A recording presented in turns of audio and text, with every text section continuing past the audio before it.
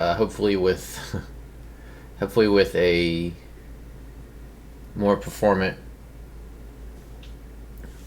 setup, because it took my desktop was crashing if I right clicked it, which is not great. But we're back, and it appears to have resolved whatever the fuck was wrong with it. I finished my little sandwich here.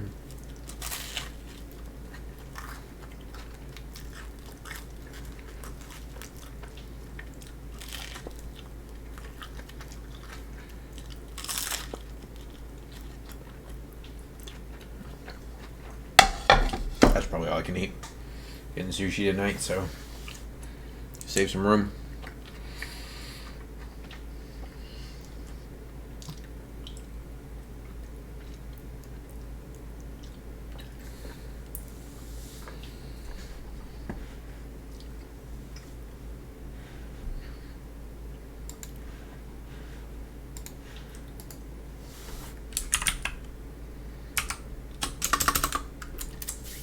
All right.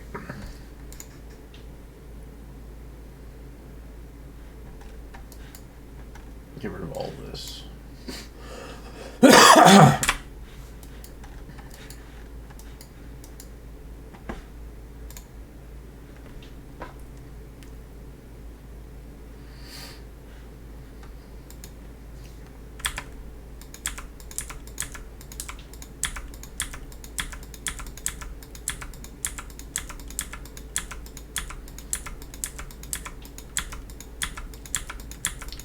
Trust in the system. Here we go. Looks good. Maybe this guy can get deleted. Trending a little bit too close to the yellow side of things.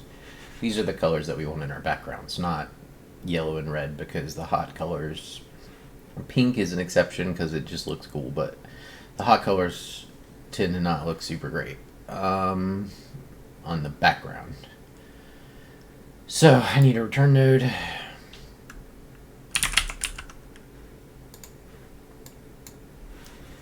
And now I need to pull up my material instance and enumerate all of the values. So the vast majority of them are floats, but there are two colors. BG color 1, color, no, linear color. Yep. Linear color. Yep.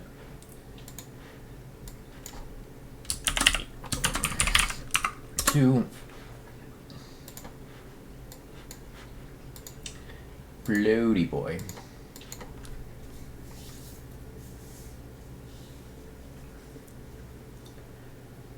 BG, BGO, FGO,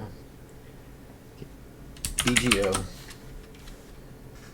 1.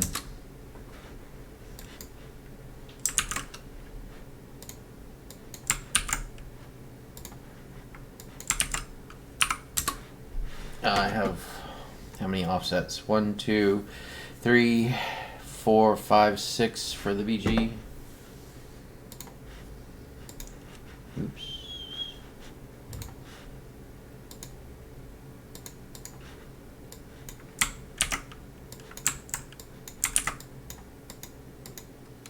BGO 3, BGO 4, BGO 5. So like these are what randomize the patterns, and they don't particularly matter which ones they're connected into because they're all getting randomized by the same range. So I'm just going to add them all in a big set together and handle them that way.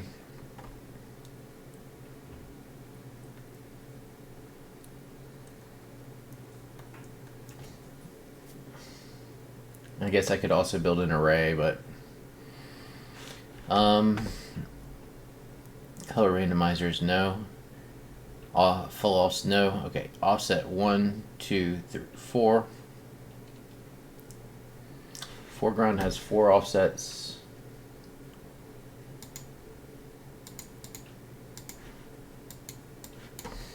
Go. 1.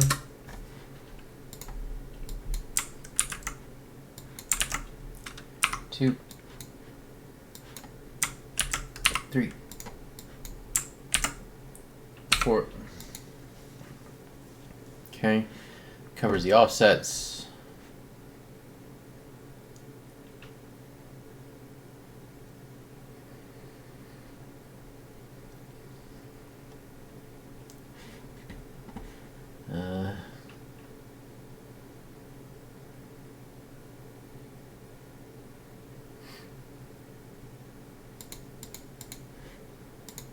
Integer, integer, integer, FG, color, rando, 1,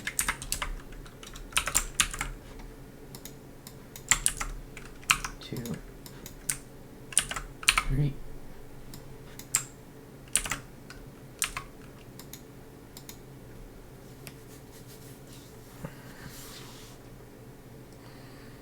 'Color randomizer.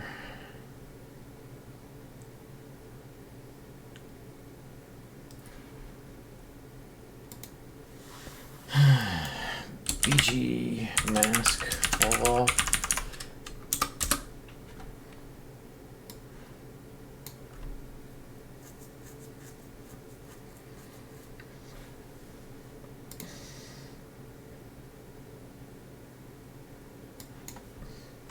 FG mask fall off.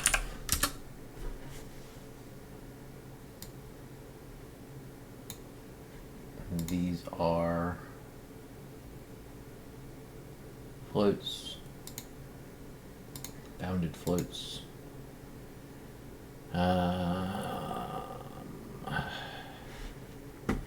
So I have these, this guy, these, this guy, these, and the colors. So I just need the masters. These are all floats.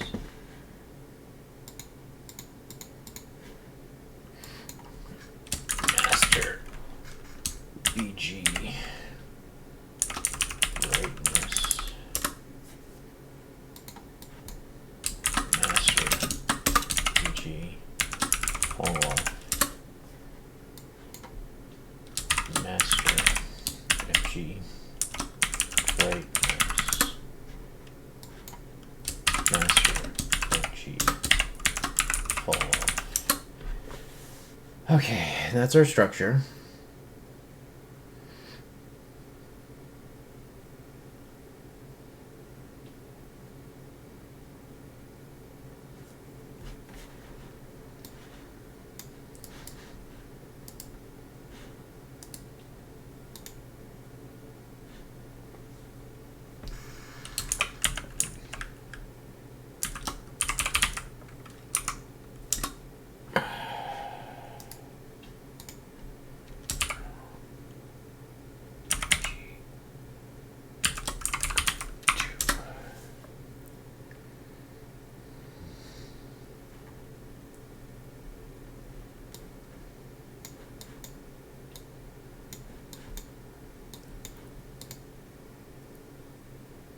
Oh, fuck.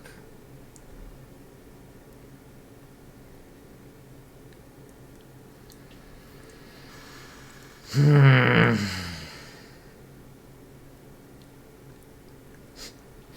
did this exactly backwards.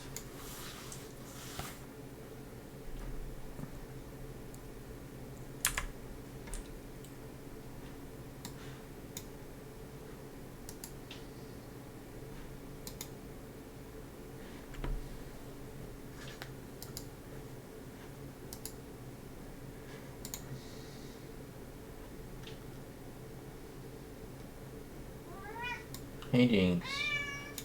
Hey, you little turd.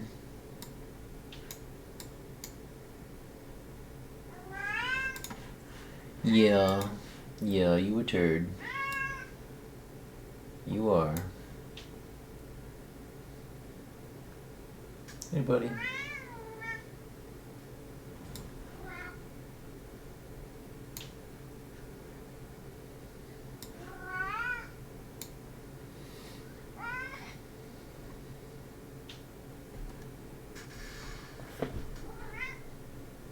James? You wanna hang out? You wanna hang out, kitty? Jinxie? Jinx. Come here. Come on. Jinx. Come on. Come on. You don't want no cuddles? Jinx, stop. Stop tearing the carpet. You little turd. Jinx. Please stop. Come here.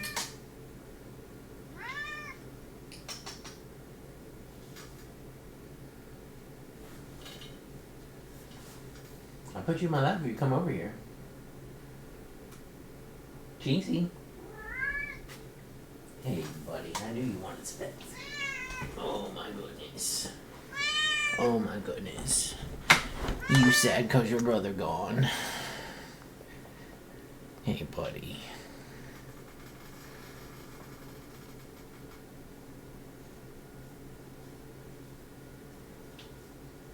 You get the pets. You get you some good pets. You get you some good pets. I know.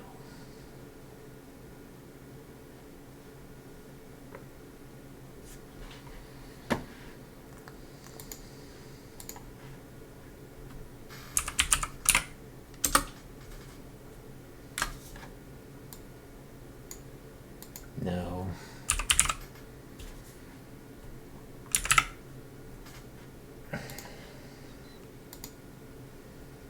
And then it's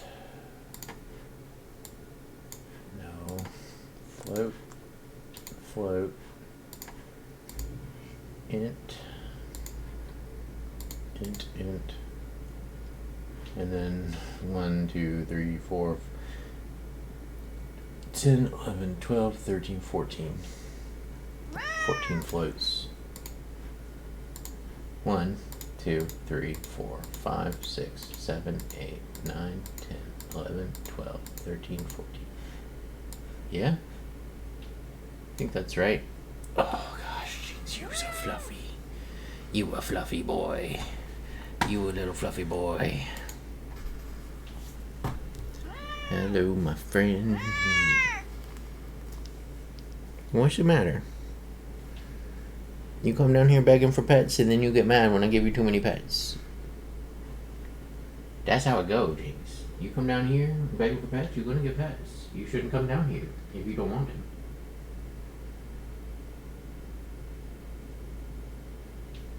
Alright. Don't do that.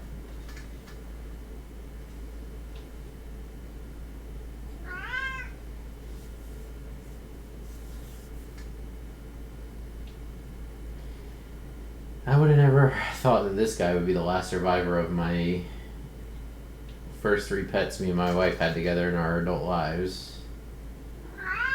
He was always the one with the most health problems. But last year, kidney disease took my other cat. And a few weeks ago, a brain tumor took my dog. And now he's the only one left, even though he still has issues.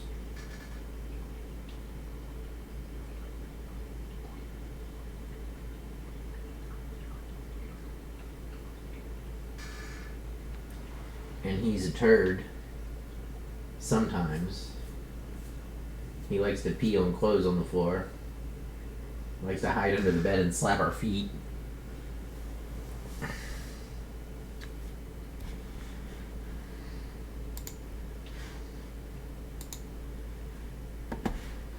Alright. Copy display name. Paste this. Paste.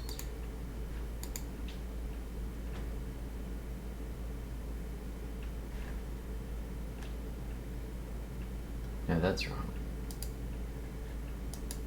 Copy display name. Paste display name. What? Copy display name. Paste. Excuse me. That's not what that is.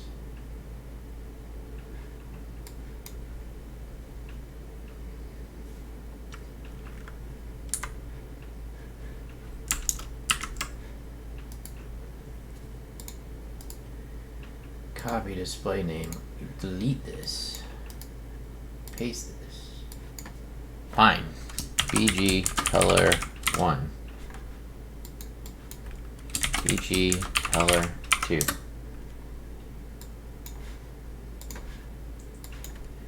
BG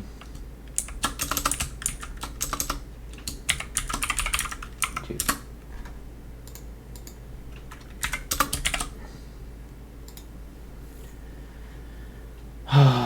So annoying. Okay, copy display name. BG mask fall off. Guess it just doesn't work. BG mask fall off. FG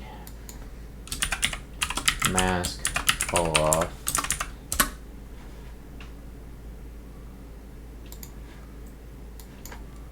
FG color rando 1.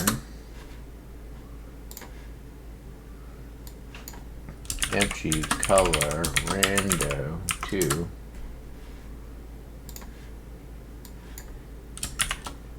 G color rando 3. And then the next 1, 2, 3, the next 6. BG 1 through 6. BGO. BGO 1.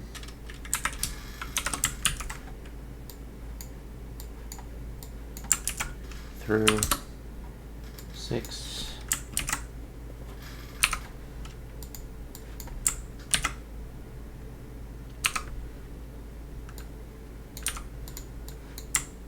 Five.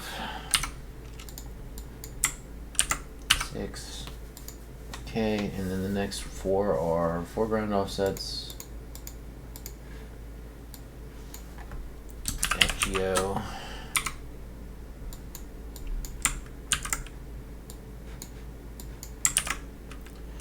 2, 3, 4. Master BG brightness back, master BG fall off.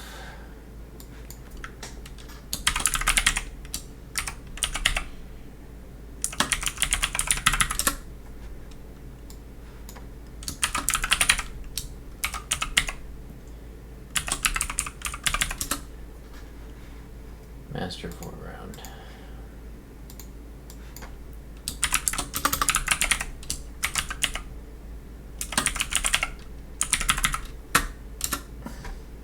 Almost.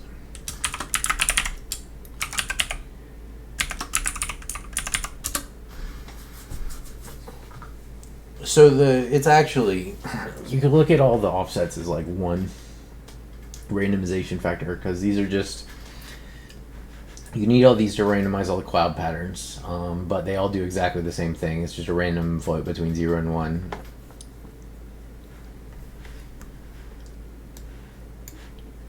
So this is going to take in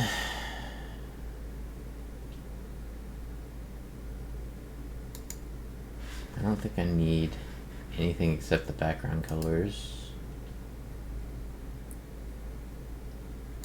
I might need the LERPs.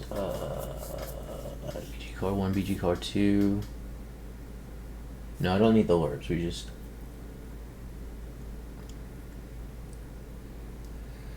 I'll leave them in there for the moment. Random stream.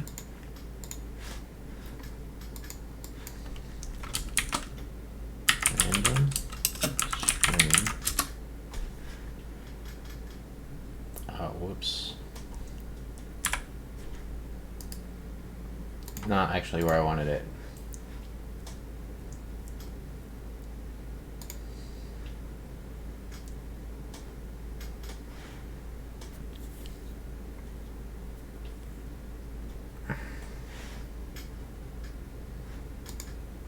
Integer, no.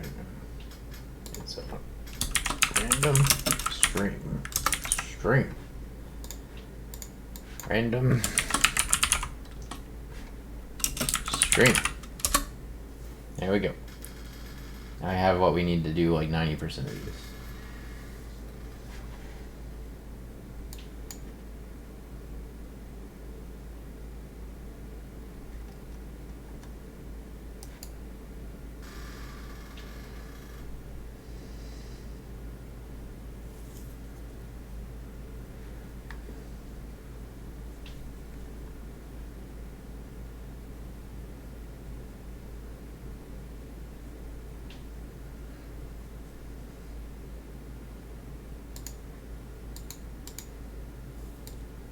Nope.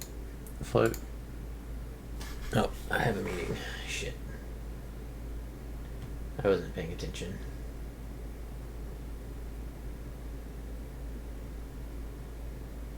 Where is it?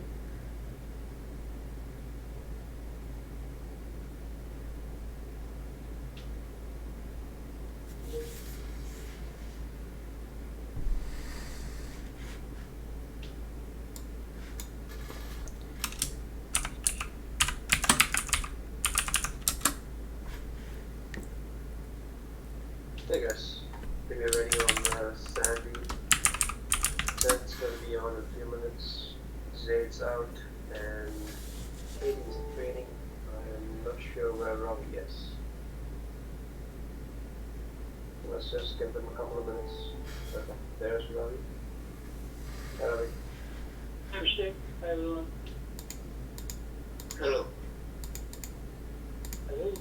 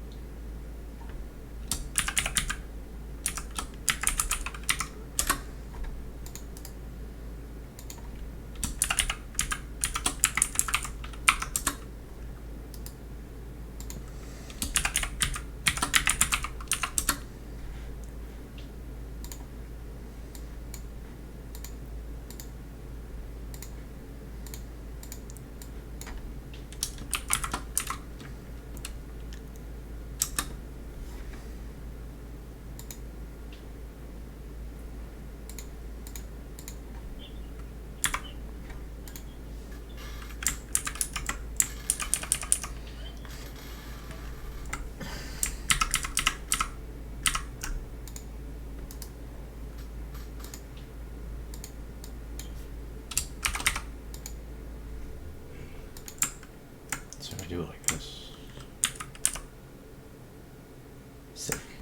1, 2, 3, 4, 5, 6, 7, 8, 9, 10.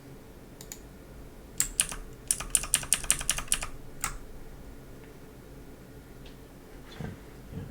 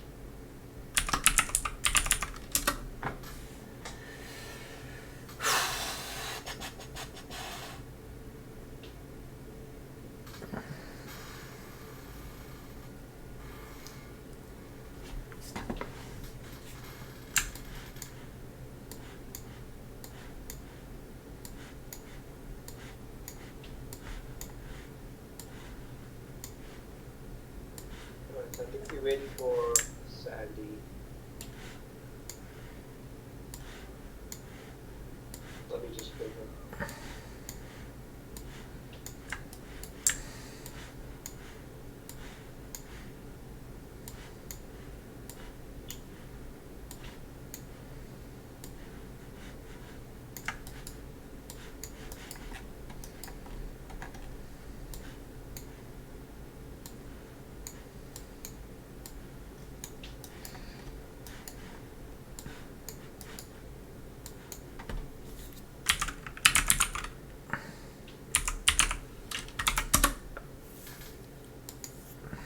Okay, so it looks like Sandy is away, so we'll get started. So Jen will be joining in a few minutes. Katie and Shay will not be able to join. So let's start off with Run. Okay, yeah, sure. Thanks. Sure. Yeah, so this sprint primarily, focusing on like two main things. One is the transition from CAD. So now this sprint where we're like kind of 50-50 sharing the work. Then after that, next sprint, we're going to do like a 75 design and then finally a data for 0. So that's the plan we are working on. So going well so far, no major issues. So yeah, doing this practice, doing this thing, we found a couple of things and then we, going over those, doing the knowledge transition. So the current sprint, basically, like, working on my task. We couple of weeks, like, ago, we worked on the microservices for the HMO airplane health management system. That the microservices basically deploying them to UAT part. Usually these ones are actually done by the QA lead because the person left and then the transition new person. So we are trying to helping DevOps teams to do that. So just now, right before the call, we were supposed to have, actually yesterday, we were successfully able to deploy one to UAT part, but other microservices because we have some database scripts to SQLize migration scripts. For some reason, the person trying to release from the release manager have some issues on his VM. So we're trying to troubleshoot what's going on with his VM. We could reproduce it in our VMs.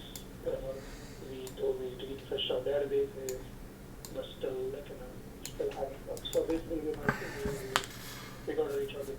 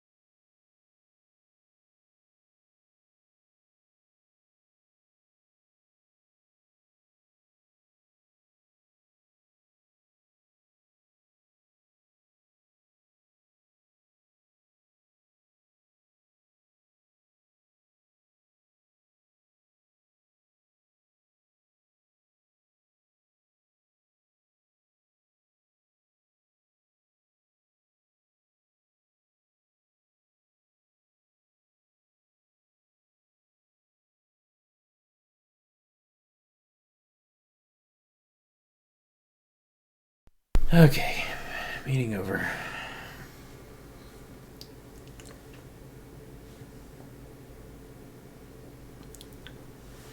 Should be the last meeting I had for today. Alright, so let's test this guy out.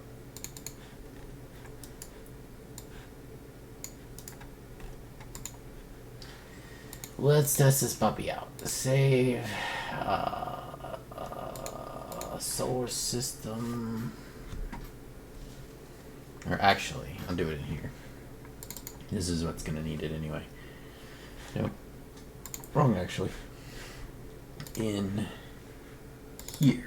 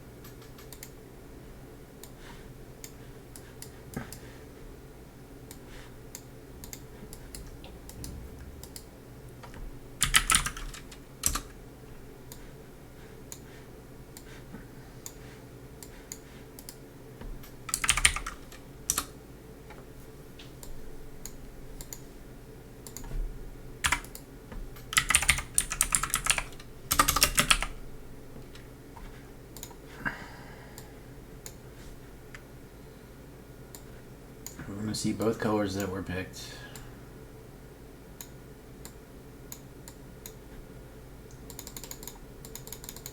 You want to see both mask fall-offs. Want to see these. Want to see like two of each of these. Don't need to see all of them. We're really just verifying that the way I've connected the randomizers works.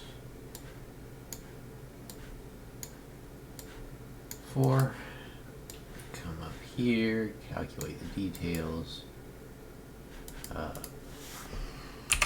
String. Here, here, here. Save compile. Oops. I always do that.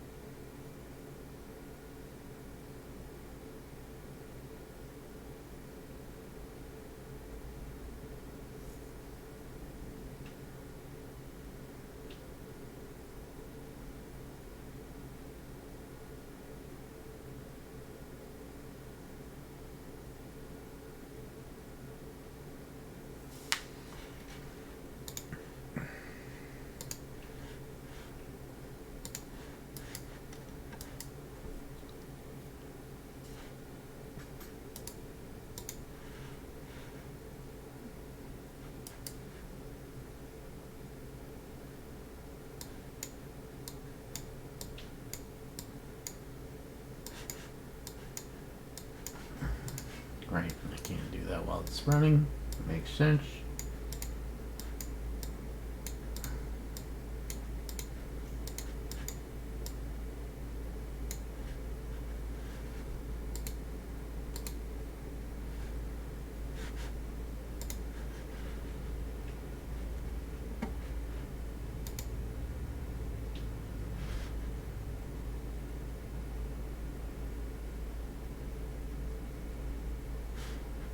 It would make sense that those weren't super random. So we picked 50% red. So this is like pink.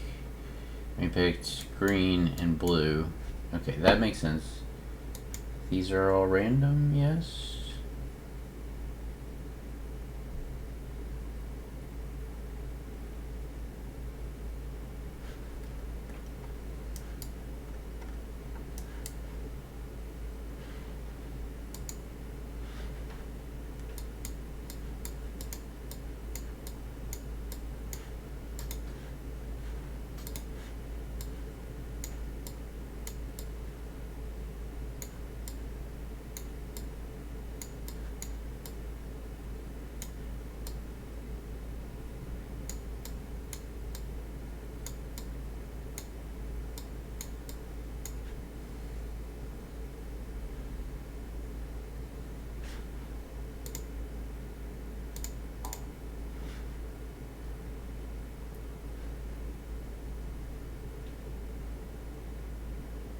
Oh.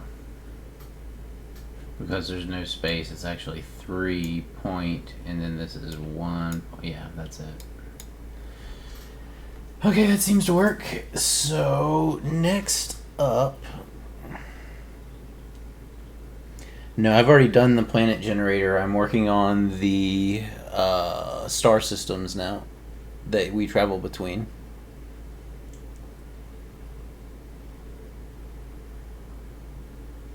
The planet generator was like the initial project name. I guess I could change it now because now it's more of a universe generator.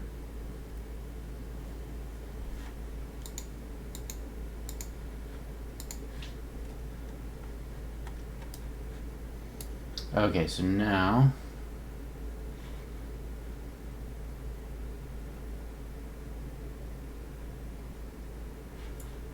inside here, this guy.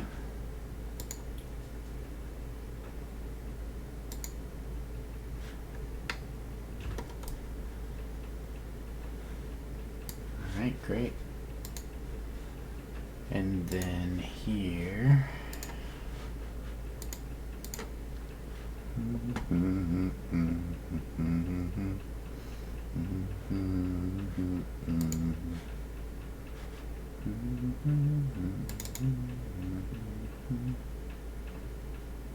Where do I procedurally change textures? I think I do some of that in the planet actually.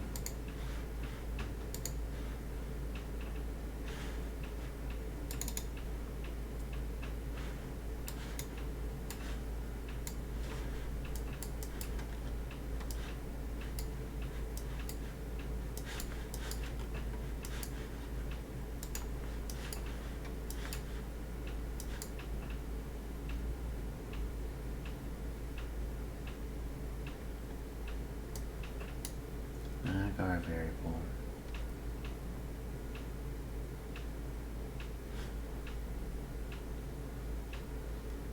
Yes, so it's done in the construction script. We do it's just the NICAR stuff, dynamic material. Here we go. Create a dynamic material instance.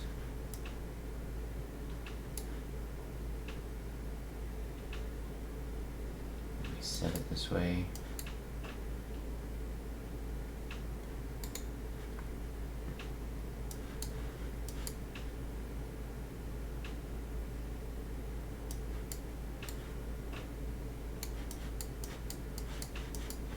And then, so it's going to be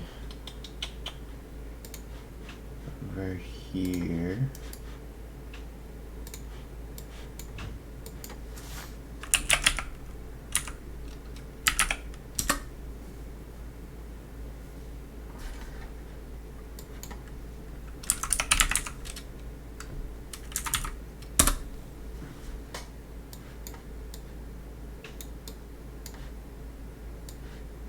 Redundant.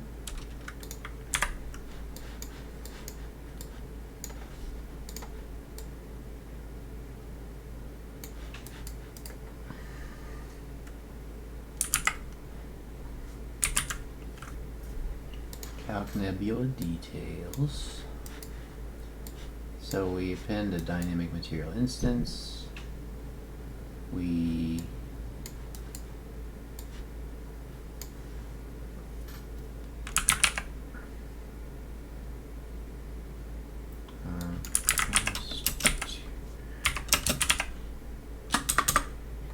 do that. Okay.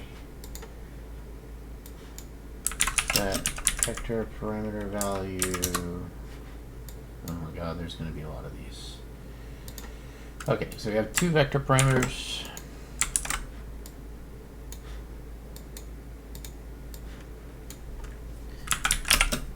That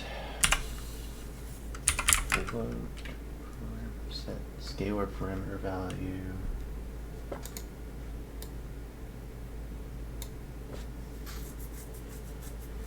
Two colors, I think the rest are scalars because there's no integer type in here. Let me make sure.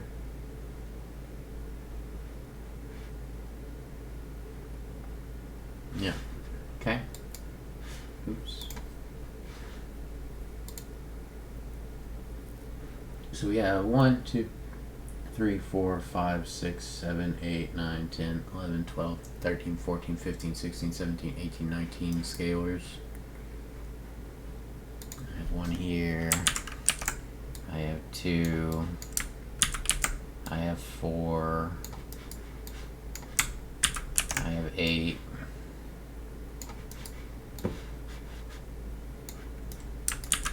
I have 16.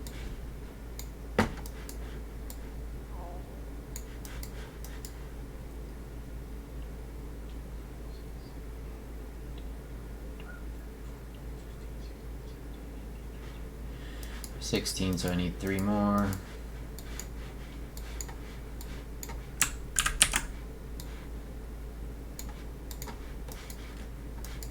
Beautiful. All right. Carpal tunnel time.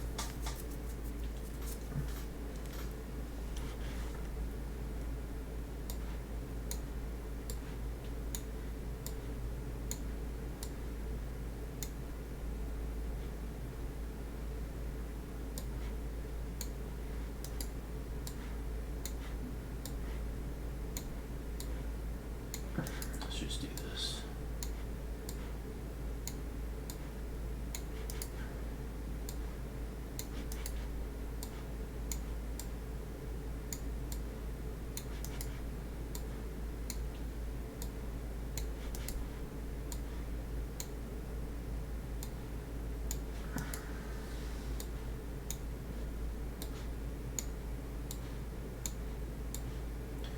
Ugh, to type all the fucking names into. That's a bitch.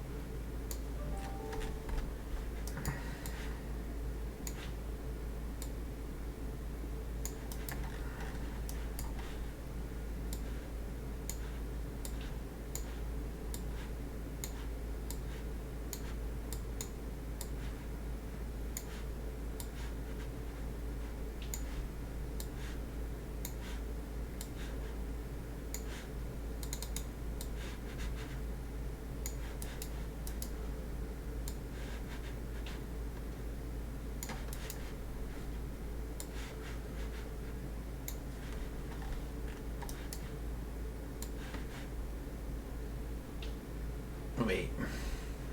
Shit.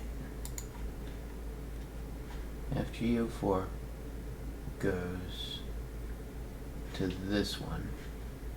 And then master brightness.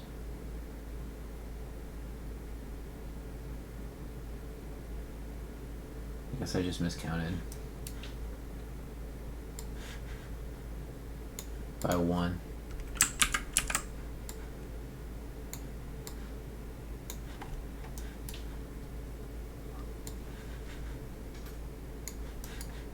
Okay.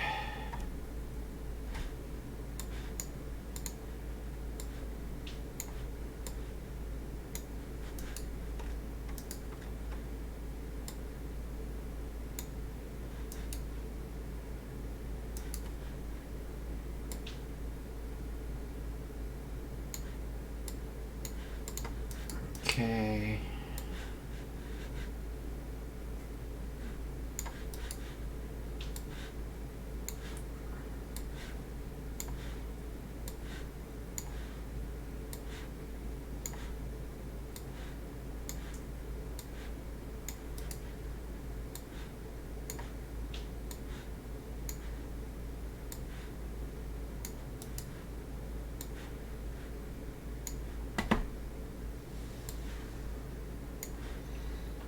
Oh my god, so many clicks.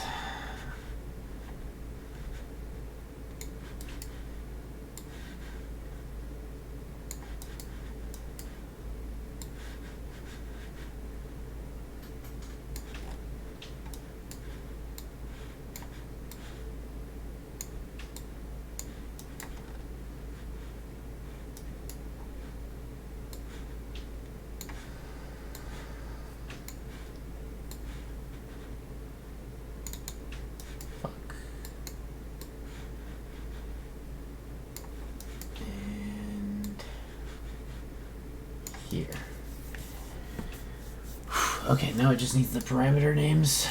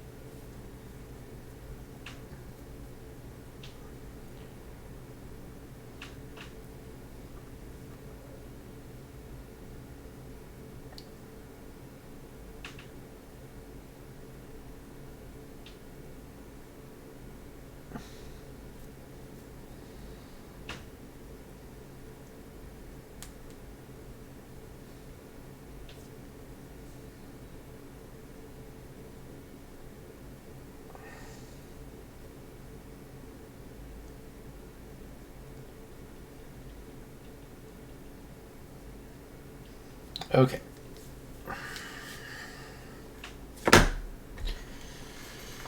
Where my material instance at? Right here. I want the instance. Yep. I want it to work just the way it works. Content drawer. IT.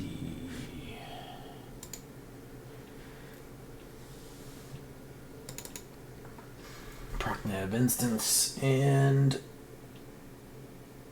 there it is.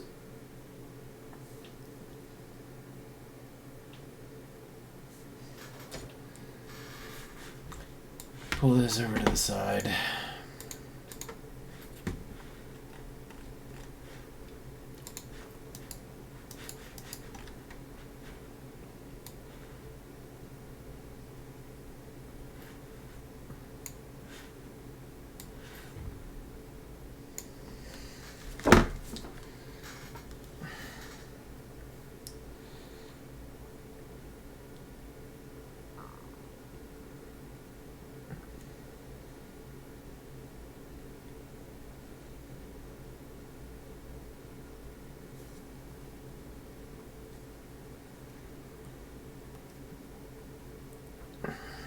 Text messages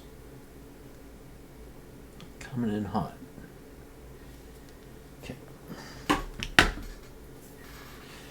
Okay, here we go. This is BG color 1. BG color 1. This is BG color 2. BG color 2. This is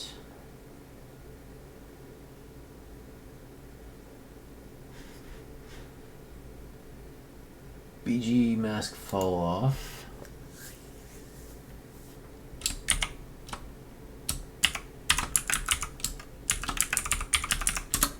Actually, I should probably just do it like this.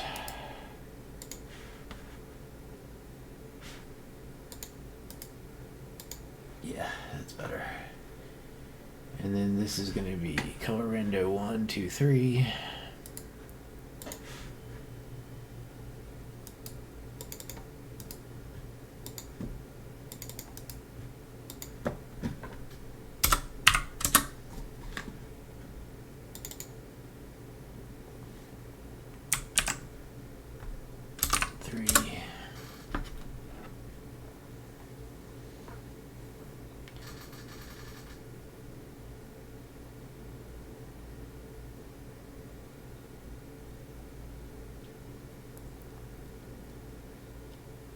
Getting some sushi tonight.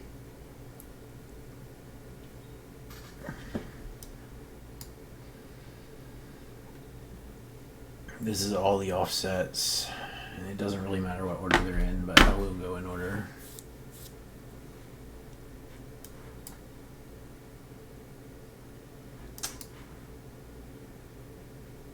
Fuck.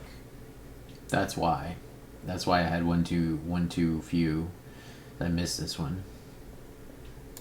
It's okay.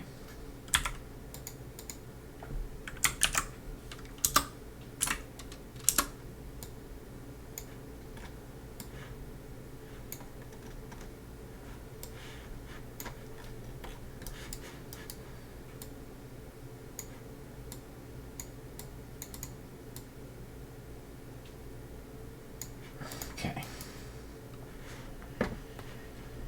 Okay. Copy display name. Paste. Copy display name. Paste. Copy display name. Oh god, it's so much copy paste. Come on. Copy display name and paste. Copy display name.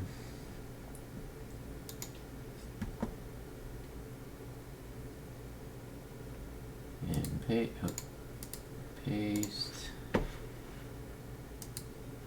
Copy display name. Paste. Copy display name. Paste. Copy display name. Paste. And if I did it right, I should just have masters left. No, that's not entirely true. Mask fall off. FG mask fall off.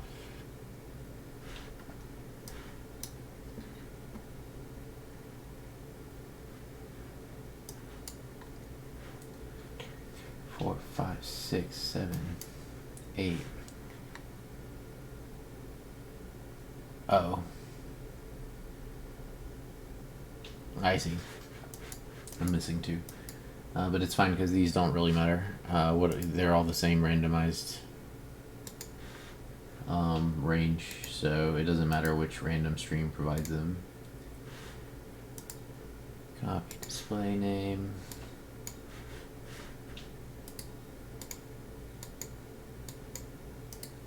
God damn it. Paste. Okay, now. Copy display name.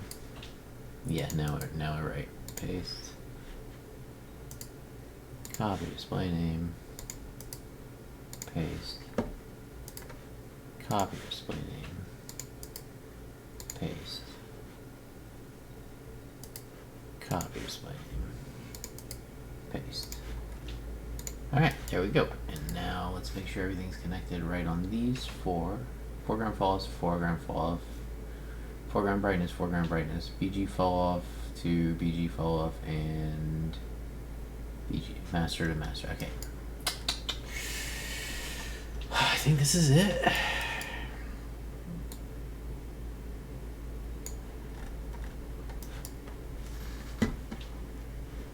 Who knows if this will work or not. But let's try it.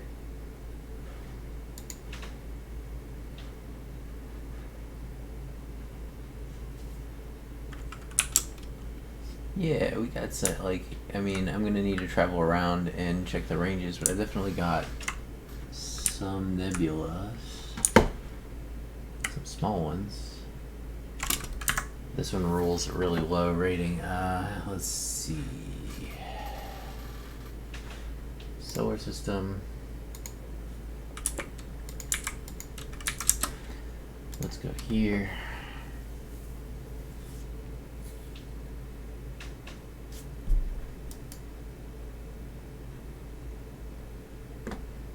Some of the value ranges are too low. I want more of an effect than this. Okay. But I do think it's working. Gotta be one that I'm gonna hit with like maxed out values.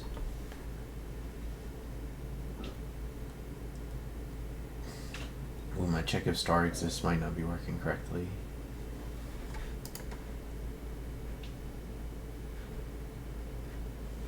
Yeah. So this needs work. Is it a relative position thing? Probably. Render the stars.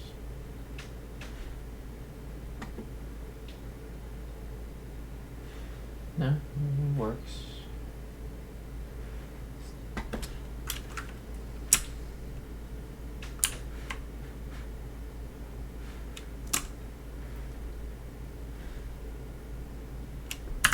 Let's tune the randomizer. Oh. Yeah.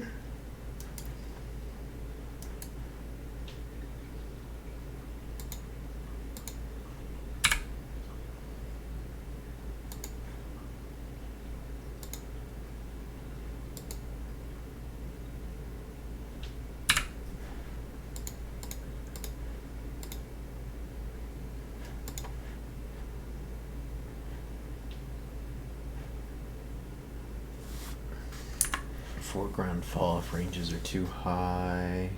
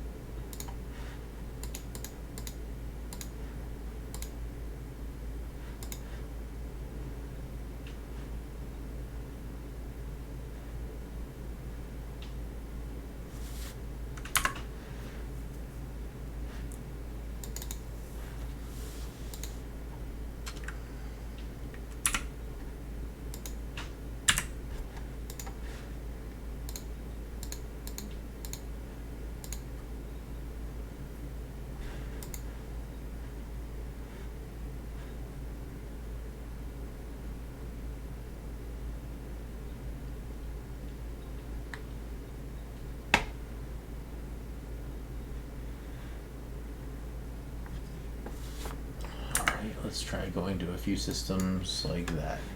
Thanks.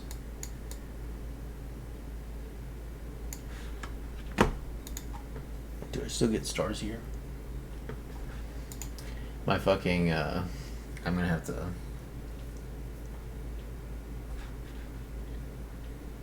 Oh, there's another thing that I'm missing.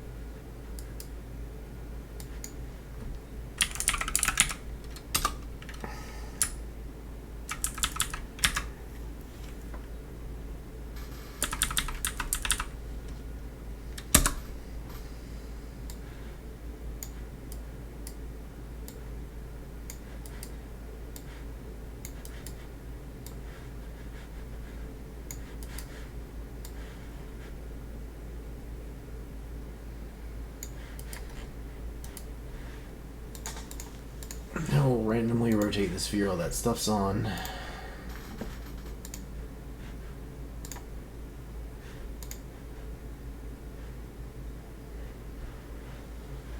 Did I get stars with this one? I don't think I did. It's too far out of range. Gotta figure that out.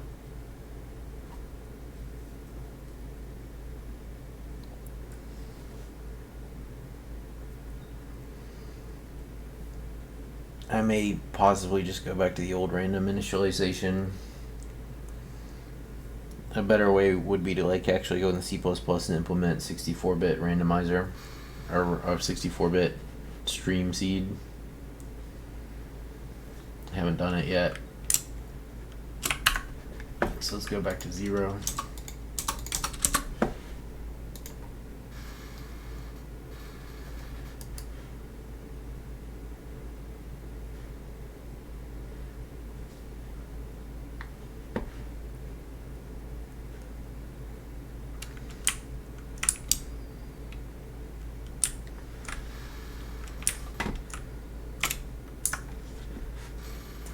Background's too dark. Master BG brightness.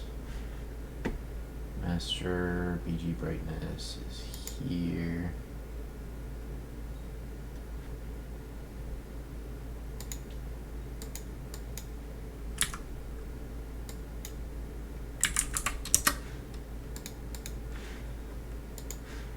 Oops, I always do that.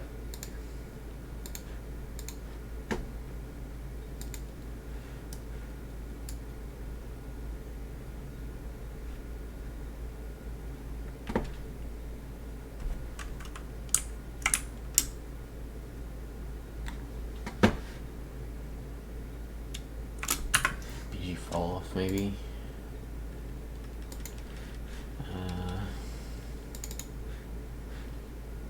Master BG fall off right here. 1.0, 2.0. Oh, 1.4 is way too high. That's why it wasn't showing up at all. I always do that. I don't know how to not do that. Or not.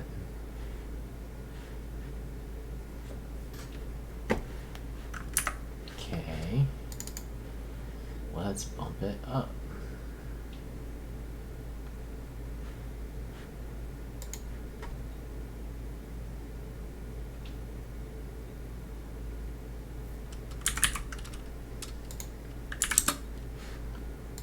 This should make it visible for sure. Fuck me, dude. Oh, okay. I got another wire cross somewhere then.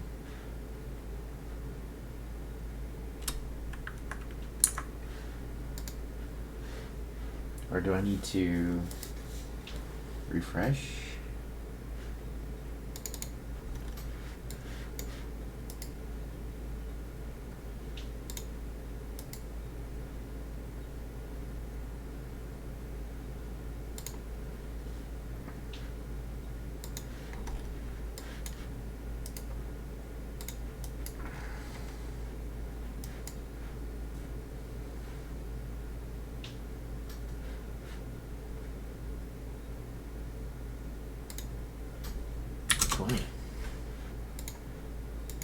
And 10.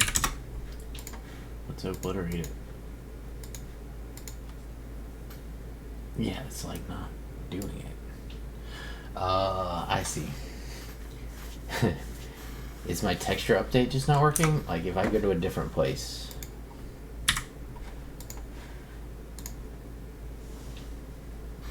Do I get the same? I think I do. The same set. Shit. Yeah. So it's not randomizing it properly. Do I need to do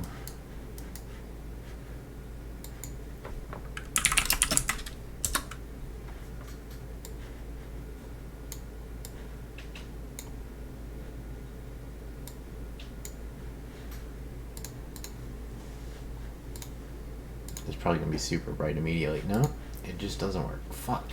Well, I gotta sort this out. Don't think it's updating.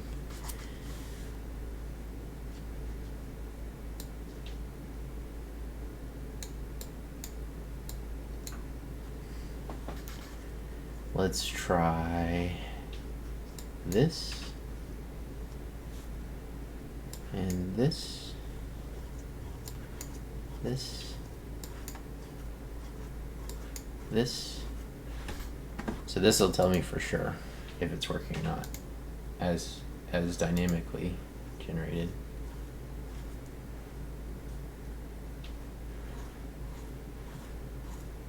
No, it's not.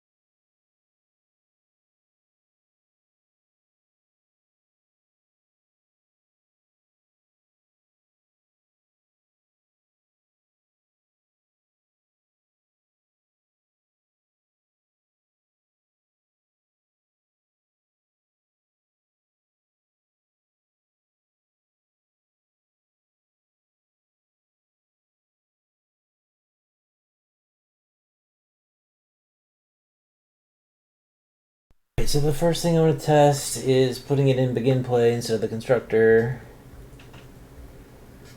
Right after I double check work. We're good.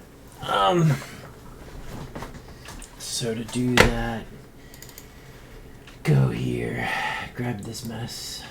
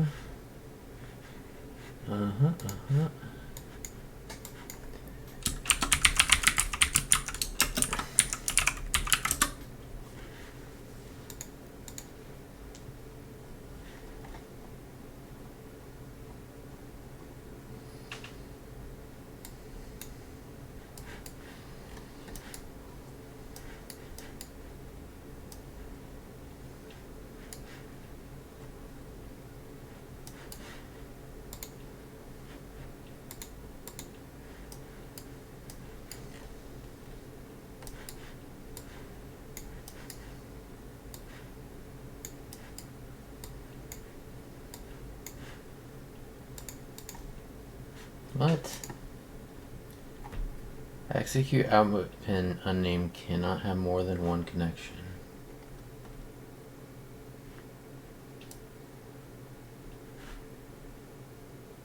Oh. How did that happen? Variable pin links. Okay. What the fuck? Well, that was just wrong. Okay. File. A pin is invalid. A in action set 2D. Oh, that's fine. Event graph. I just put that there so that when I generated the function, it would have an output node without me having to go in and make one. Okay. Copy this. Go here. Go. Is this begin play?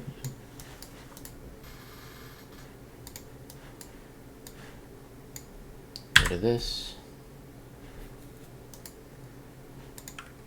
Paste our function.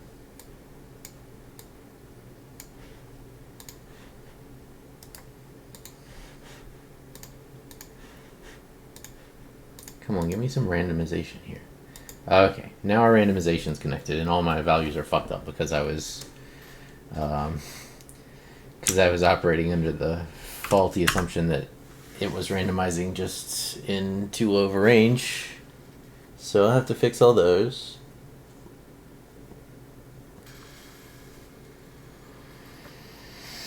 That was in calculate nebula details. This is like way wrong.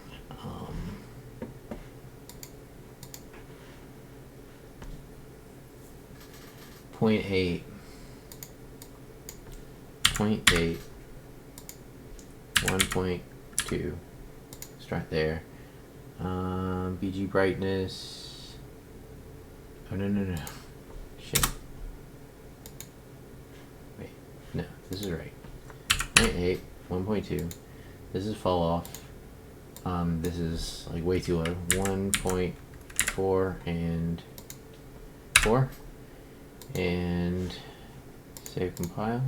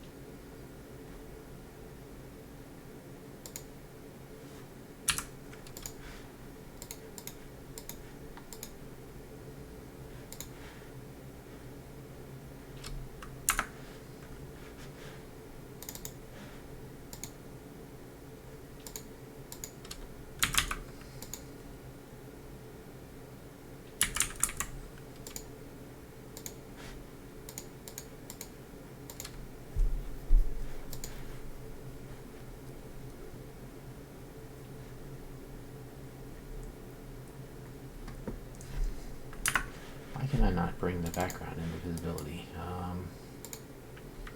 8, 12. Wait, no, that's the fall off. 1, 2. This is the right. 8, 12. Yeah, alright. There it is, at least. Now it's a matter of getting it in the right range. 2, 4. I think it's because I was changing the fall off and I thought I was changing the randomizer for the background noise.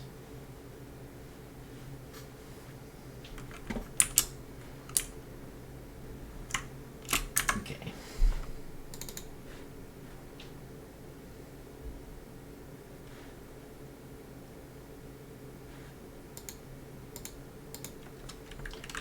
Point 8, 1.2.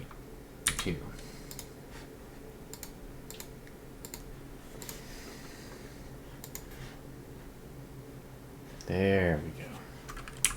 That's more what I was looking for.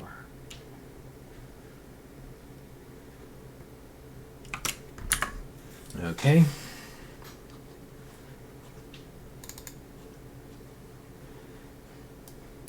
Now, foreground fall off.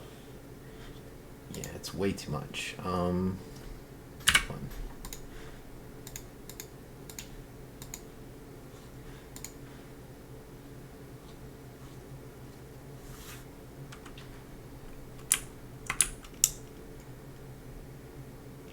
So let's try to go around the galaxy a little bit.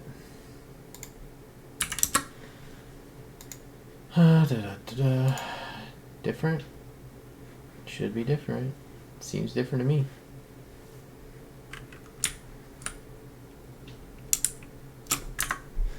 Foreground fall off is too low. Let's try 2 and 4. And let's try foreground brightness at... Yeah, let's leave those for the moment.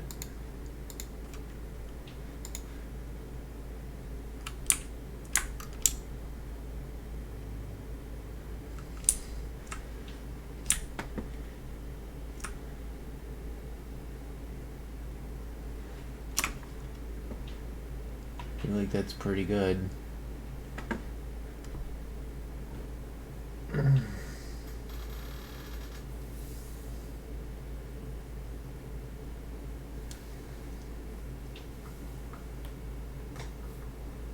Should I make it have an input from the star to tint everything?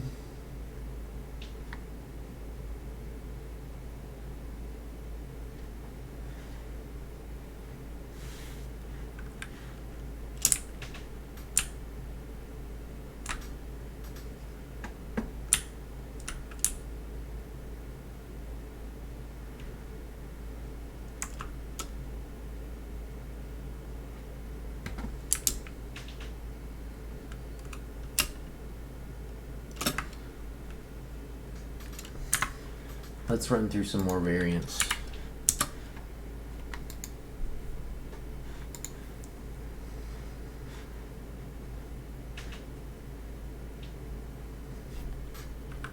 Okay, I actually do want the max fall off range to be higher. 6 and 4. And let's see how that works. I want to have the potential for small ones or big ones. And I want to have the potential for black space or colorful space.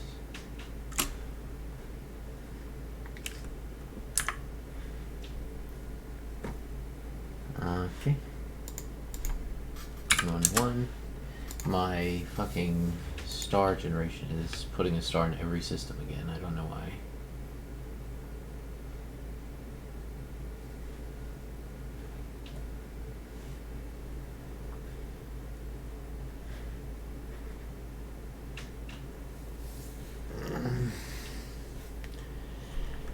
Alright, so looking at the star, it looks like this. So if I come back to this one, if if I go here, generate this one again, it looks like this. And then I go back to this one. It should look the same.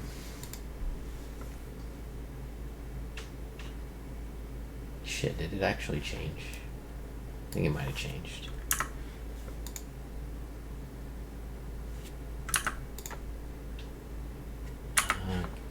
Okay.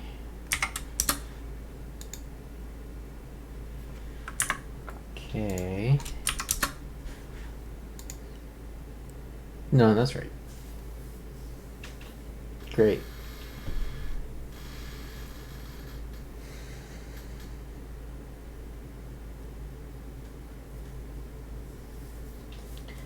The nebula generator is almost done.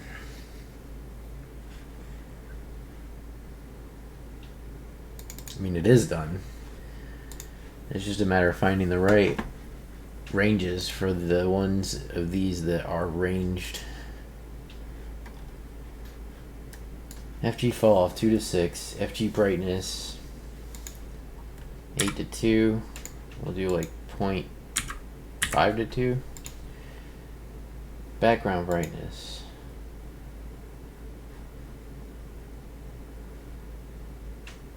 Background fall off is what this is. Negative 0.9. Max of 1.8. Something like that.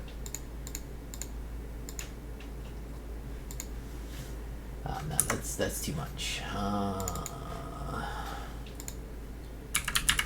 1.1 to 2.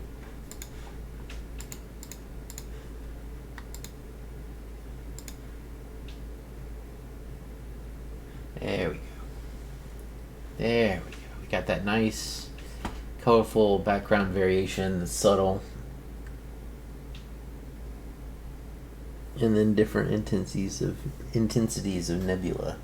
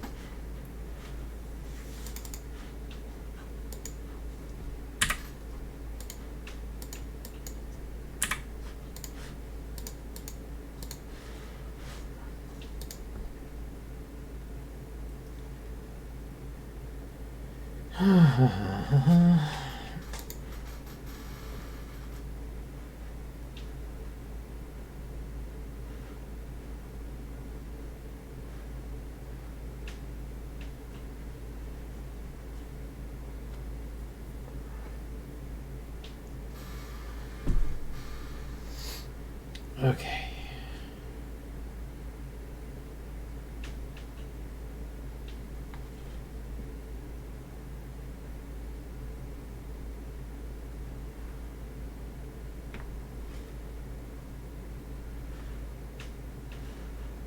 Where's the black hole? Maybe there? So there's always going to be a black spot on the poles of the sphere, but I randomly rotate the sphere, so it should be random where it pops up, and not too noticeable. Alright, so let's keep jumping galaxies. I need to make sure that every skybox that gets generated, or jump in solar systems, every skybox that gets generated has values that are in a good range to look good.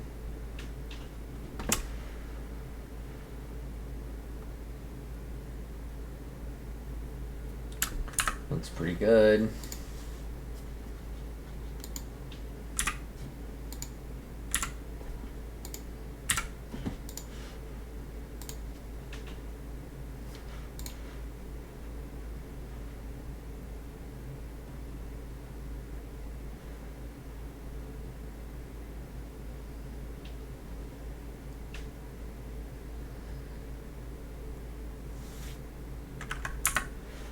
Looks pretty good. Then the next thing I also want to test while I'm doing that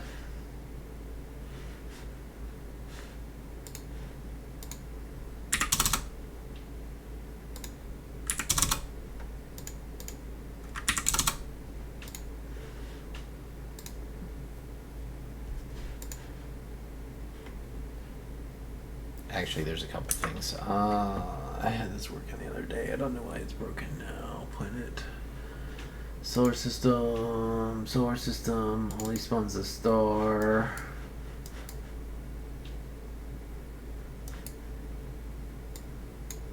There it is. I broke that link to test it, I think. There we go. Now we got some more empty space. Now anywhere we go is highly likely to just not have a star in it because it's only 5% chance.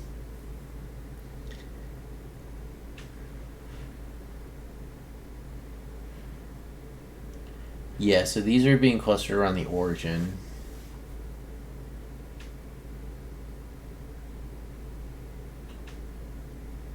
Or they're not being clustered around the origin. Let me think about that. Starfield generator.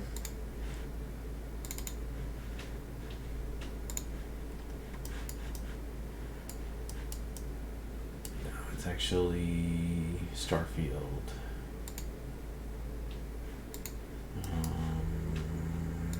It's in the solar system. This guy.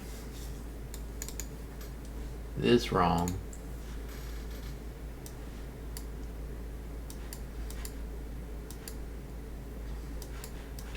This is wrong.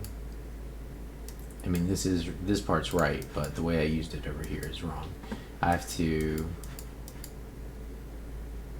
loop body variables, origin location.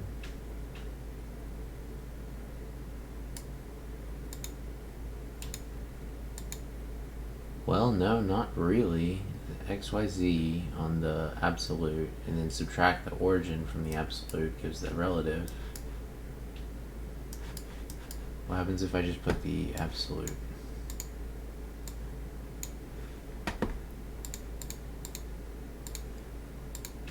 Get stars back?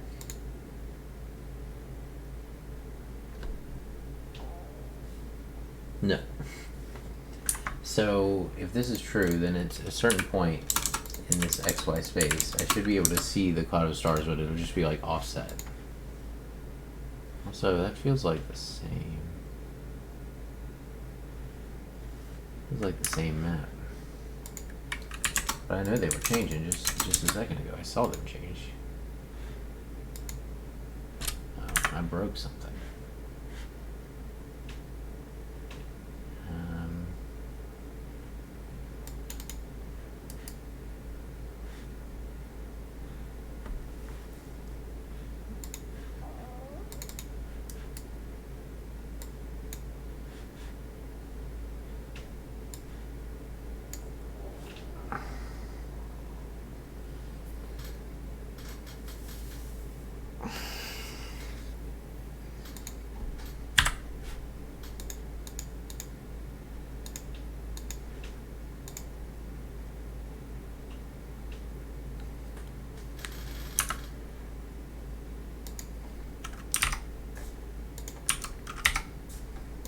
I may just have to go to my other randomization scheme again. What the fuck? This was just fucking working.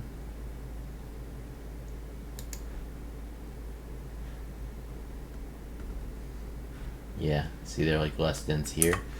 So if I go up to like 15, 15, 15.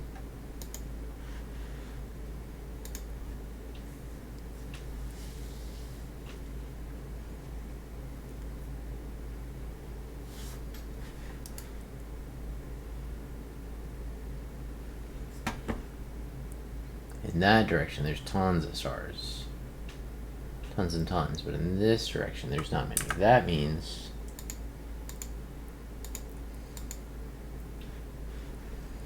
I'm definitely missing a transform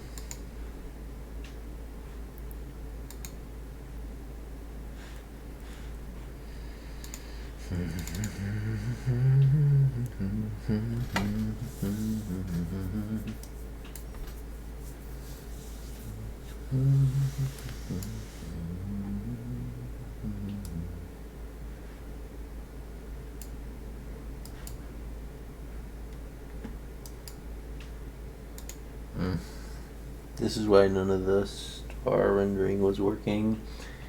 So what's my XYZ now? Solar system. These are bounded by negative 250 million. So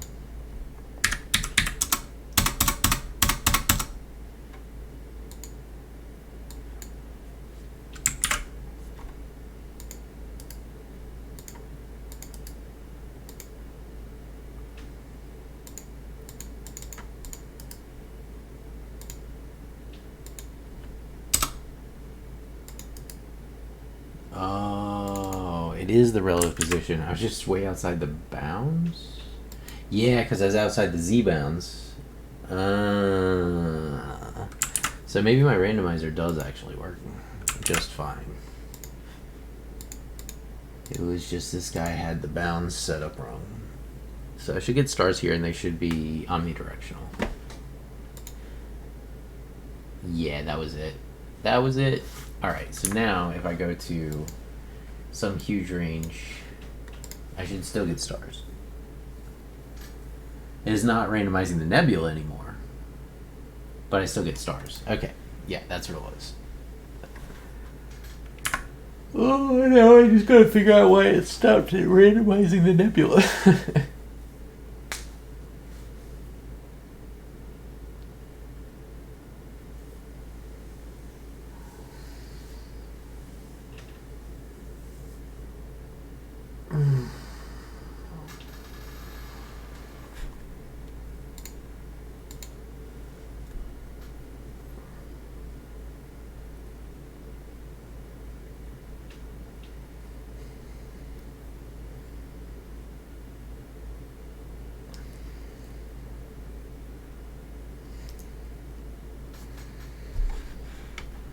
I'm gonna actually take this guy's advice into account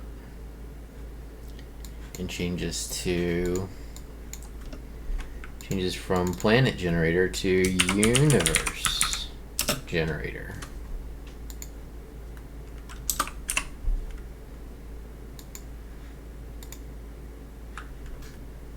There you go.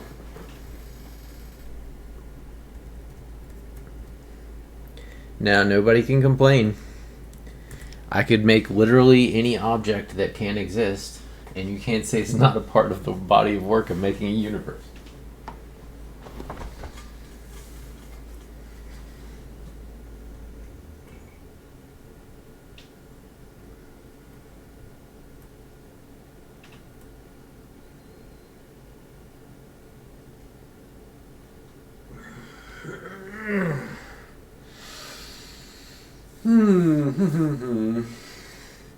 So why my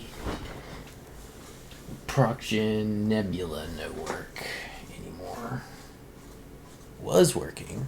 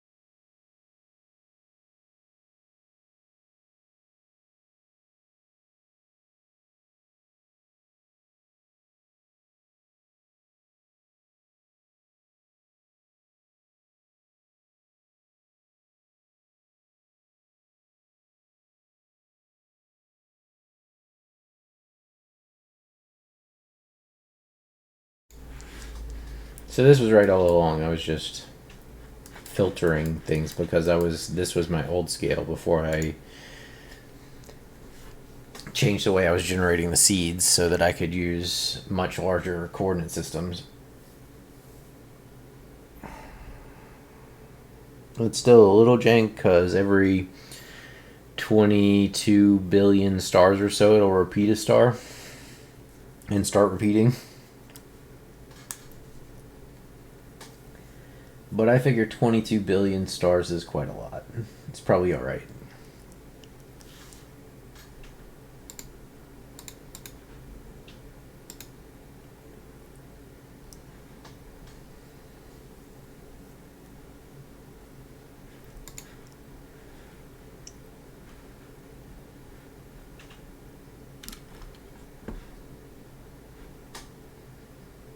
Nebulas look good. Alright. Calculate this, calculate that. Solar system.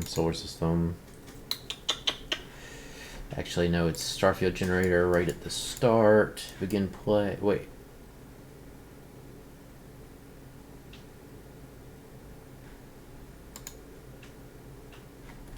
Oh.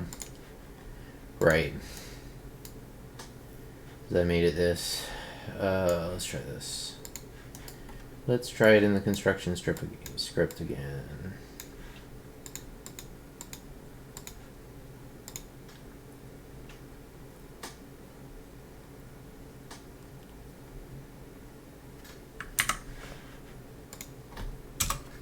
Is it maybe because my randomization for that shit is broken? No. This is the same.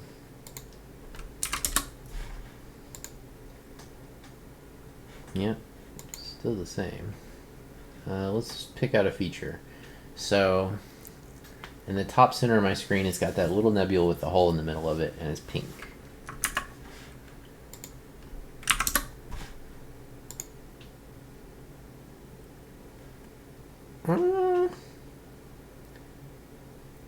It did change a little bit.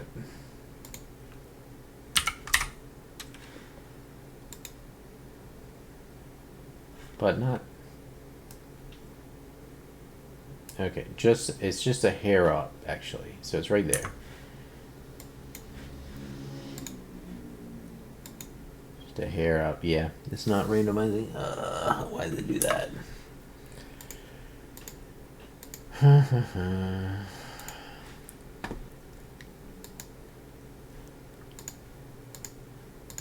Can I just...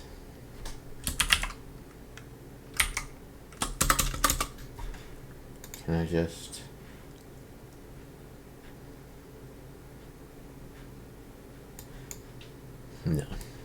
Okay, I thought I couldn't.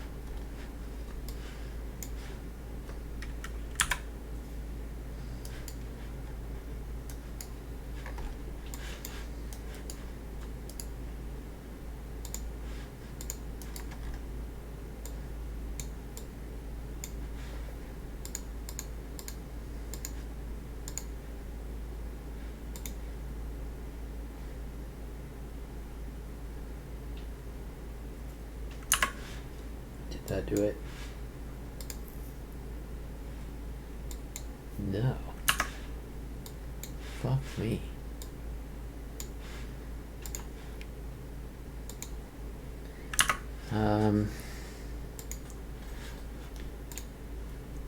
QE5 dynamically continuously update material parameters at run or construction time.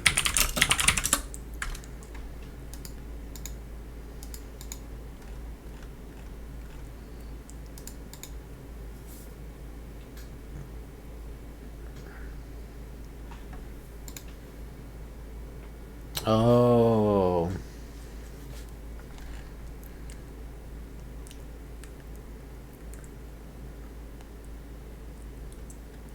Material, those can be changed at runtime. You need to create one at construction ship, assign it to your static mesh. Okay. I see.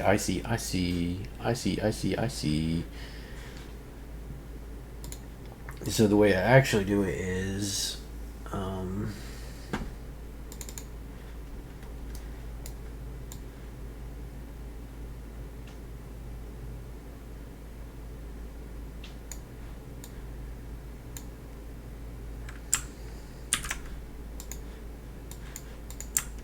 we do like this. When it starts, we make a dynamic material instance and assign it to the mesh that we want to change at runtime. And then we also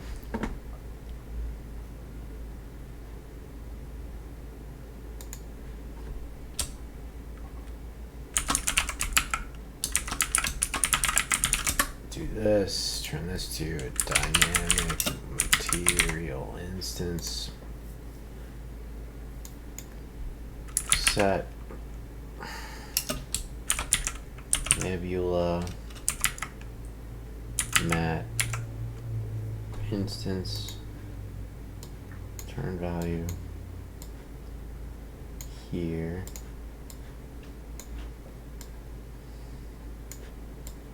do like a so, do like a so.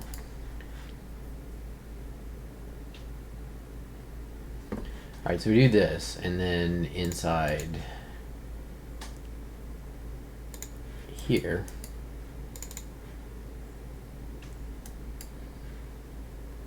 we don't need any of this, we just need the variable.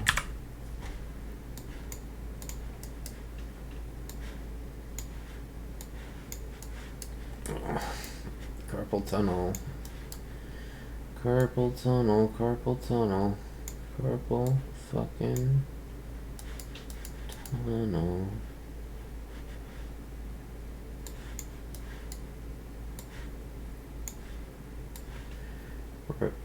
Rotate the nebula by a random amount. Randomize its material state.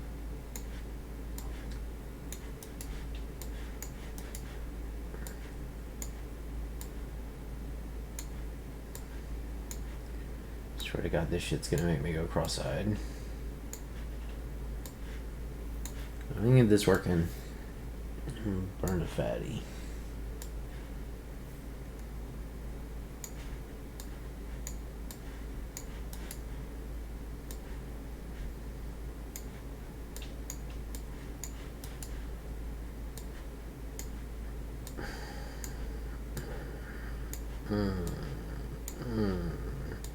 Connecting wires, connecting wires.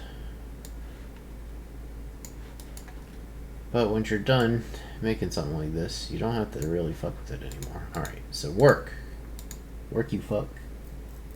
Did it work? It didn't work. Fuck.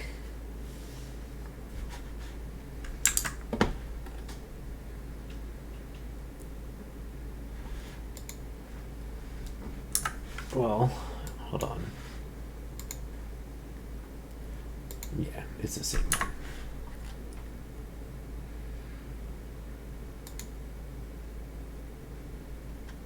Hello, welcome to the video for what is Dynamic Material Instance. Let me go ahead and run this quick little example here. I have my little cube guy and a little spinny cube in the background. If I hit change color, we're going to actually pick a random color and change it on the cube. We are using a dynamic material instance to do that.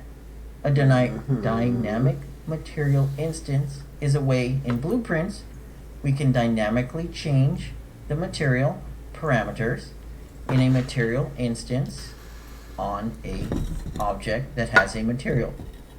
I know that's a lot to say, but we'll go ahead and cover it and it should make it a little simpler. So, we have our graph here, and this is what we're doing to set that up. Now, in order to create a dynamic material instance, you need to use the create dynamic material instance node. And it's really simple. You just pull it out and set your material that you're going to create a material instance of. Now, you need to have exposed parameters to change inside of your material in order for you to change them inside of here using the dynamic material instance. If we go ahead and go into our material, our master material that we'll be working with, you'll notice I've gone ahead and exposed 2 parameters. If you need more information, check out the material instance video. But if we're to go in here and check it out, you can see we have a color parameter and an emissive multiplier parameter that we can go ahead and work with in our example. So, let's go back to our code. I create the material instance based on our master grid material, and I go ahead and set it to a variable so I can work on it later. Now this is just me simply getting the cube that we're going to be working with, and then I take that cube, and here's an important thing, you need to set the material on that mesh to your dynamic material instance. By default, this cube has a material set to it, which is this one right here, the material grid unlit red. You'll notice when I hit play, it is my white material. You cannot edit the material. Let me close these down. You cannot edit the material that is on your mesh when you create it. You can only work on a dynamic material that's been assigned to your mesh. So here we've gone ahead and done that, and now we have a mesh that has a dynamic material on it, and we can work with it. So for our actual code, you use the set parameter nodes. So let's say, for example, on our dynamic what material, I'm fucking doing though. Let's go ahead and pull this down here so we can check it out. Frustrating. We have the different. I bet I just need to regenerate the star system. It might just be like a vector. We have the different set. I haven't done this in a while, so let's just set parameter. We have a delete scalar, the whole solar system a and put texture, it back. and a vector. Scalars are floats. Vectors are 3-value floats, and then textures are textures. So for example, what we're doing is we're going to change the vector parameter that I've exposed, which is our red, green, and blue, and we're setting it to random color, and we're going ahead. Then we set it on the actual material instance itself. Your material instance parameter setters, your set vector, set scalars, will ask you for the values you want to change, the target, which is our dynamic material, and then the parameter name. And that parameter name needs to be exact. If I was to change this to the English spelling and go ahead and play, yeah, no shit. You'll notice change color doesn't work. Because in our actual material, we do not have an exposed parameter with a U, it's just COLOR. So we'll go ahead and correct this. And we'll go ahead and hit play, and it should work again. Now, let's go ahead and see how this works. We'll make another one. Let's take our dynamic material, and we're going to go ahead and set a scalar this time. So we want to go ahead and set our emissive value. So let's go back into here, and we've named it Emissive Multiplier. Another easy way of doing this is let's go into our master. Let's find our parameter. Let's go in here, and let's actually Control C. Oh, okay, that would be Control V. Let's try that again. Let's go ahead and select, copy it out, go into here, paste it in, and now we make sure our spelling's correct. And let's go ahead and let's do the same thing. Let's go ahead and do another random value. Let's say this between, I want to make sure it's at least visible, between 1 and 5. And that's it. Now it should go ahead and we run it. It should not only change color, it should change the emissive value, which is kind of hard to see. Let's go ahead and let's get rid of atmospheric fog. Let's get rid of the spy sphere. Let's see if that works at all. And still kind of hard to see, but you can go ahead and trust me. We are changing. Actually, let's see what happens. Heck, let's close this. Let's make this between 50 and 100. Let's see what happens. Okay. I'm doing it the way he said to do it. So let's try dynamic material not updating when parameters are set.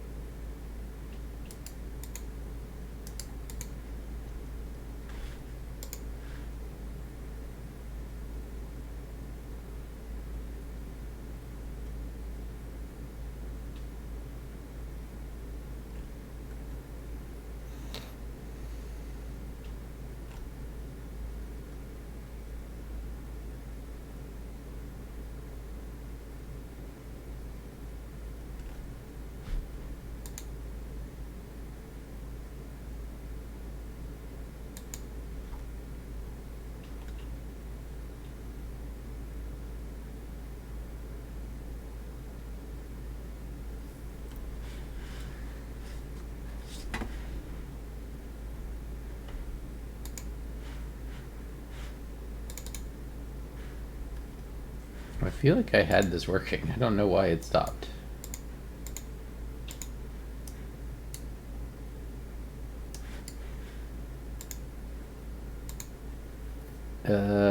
I guess I just need to start logging shit.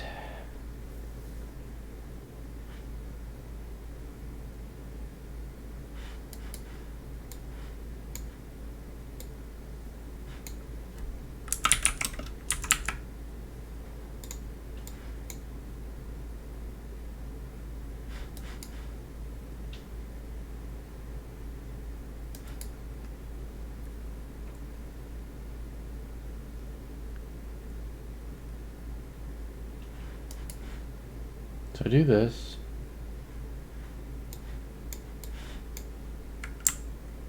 So we can kind of take this back and forth. I'm actually just going to have it in both places.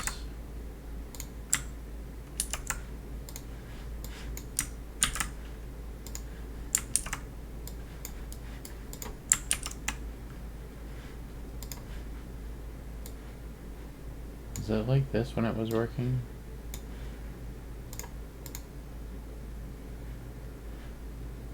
Wait. Oh no, I'm so stupid.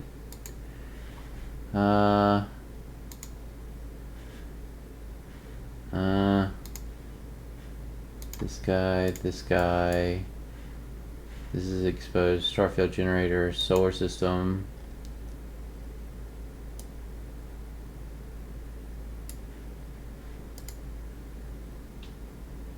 To be fair, if it actually refreshed the nodes properly. Wait, where's my... No, it's not here. It's in,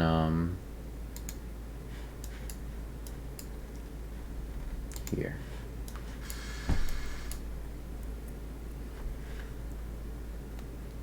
I think I added a random stream to this guy. But I forgot to expose it on spawn, so that's why it's always the same. For sure.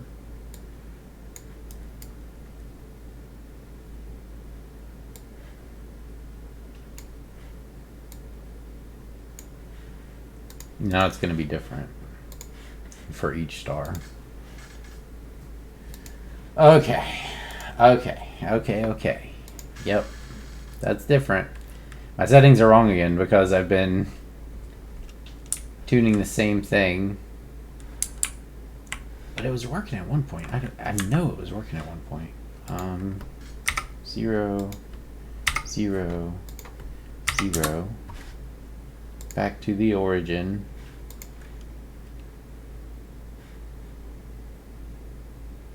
Brightness is too high on the nebulas here. So like this is kind of what I do. I go somewhere and if there's something wrong with it, I'm like, okay, those parameters are a little messed up. So So back over here. Now, when I change this shit, it actually makes a difference. Foreground fall off. Max 8, min 1.5. Brightness. 1.5. What's that do to it? Brings them down, which is good.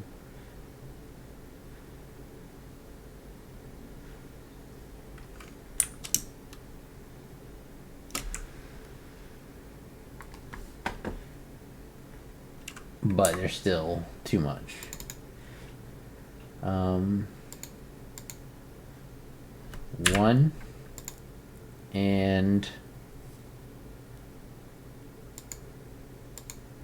2.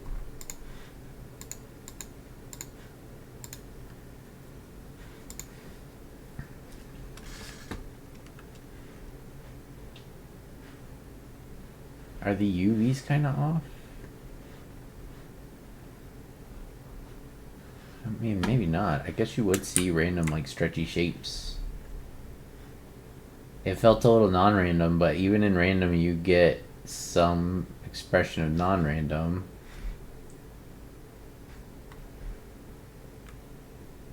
Yeah, okay. Okay, I dig this.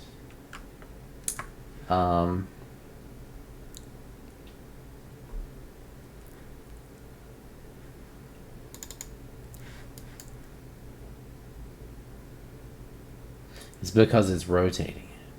That's fine. That's fine. That's how it should be. It just felt weird after seeing it the normal way for a long time, but it's like working now, so. BG fall off.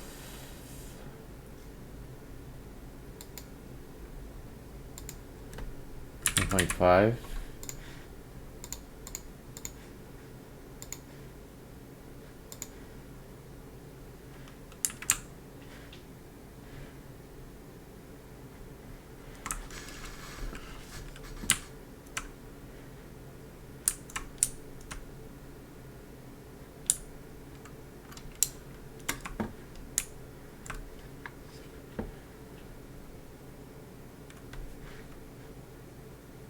I mean,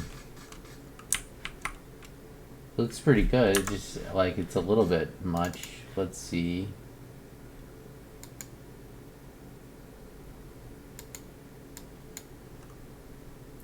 Let's do 1 and 1.4 and then adjust the fall off. Min fall off of 2.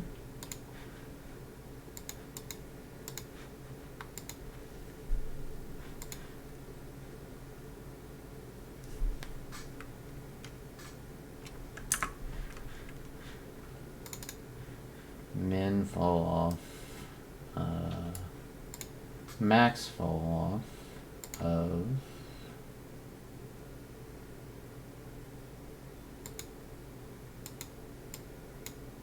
1.3 to 1, maybe?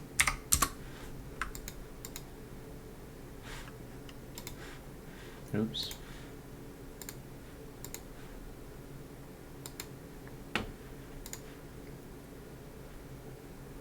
So, this is all like loading screen shit, although that time it didn't turn off the nebula correctly. But basically, I set all this shit up. Split Megstruct, set it on target.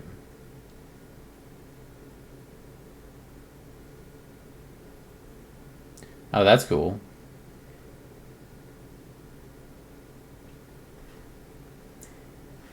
So this is procedural now. It should work, I think. I'm just tuning the like ranges. The like randomization ranges.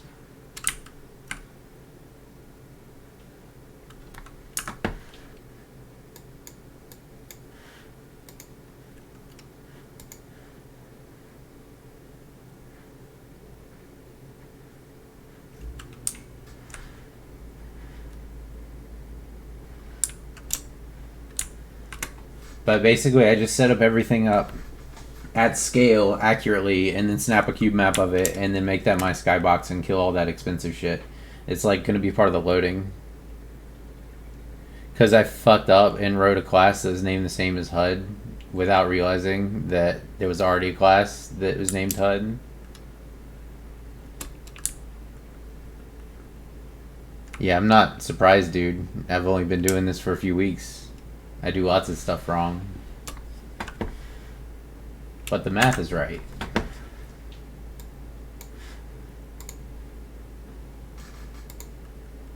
Doesn't seem like it's getting the color variation I was looking for.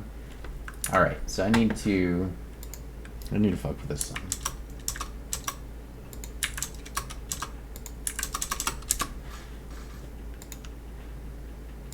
I know I got some different colors there. I think my foreground nebula have been erased, it seems like. So I gotta look at the randomization some more.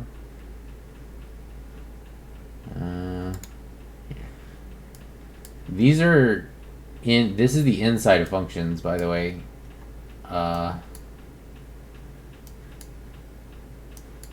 I do it like this because I need to individually tune some of these.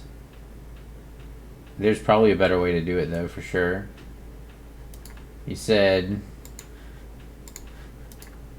set by target. Nah, don't got that. At least not there.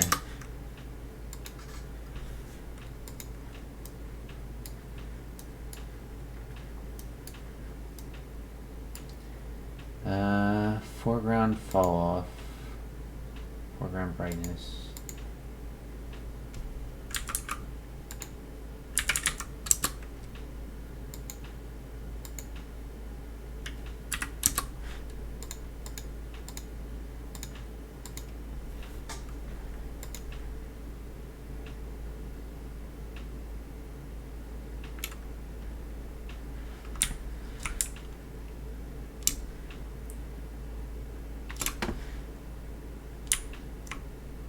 Okay.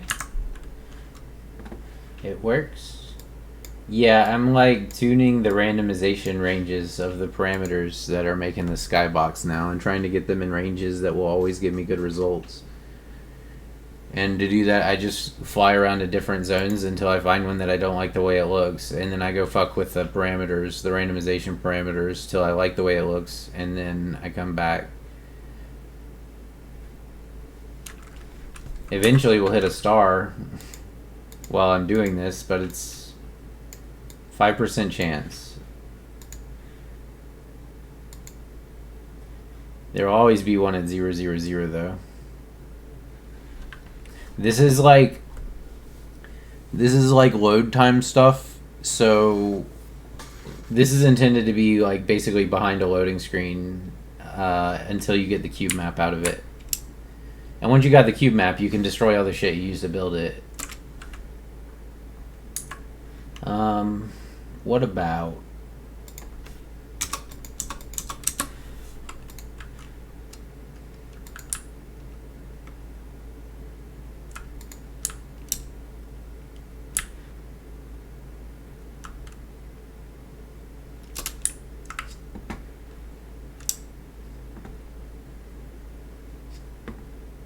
So the way you do this is you basically seed, you figure out a way to mathematically build a seed for a randomizer from the galactic location of the solar system. And then you have the XYZ in the like overall huge coordinate system that you can get to, and you also have a random stream that will always give you the same results for that place. So like right here, there will always be a star. And it'll always be that color and that size with that amount of solar flare activity.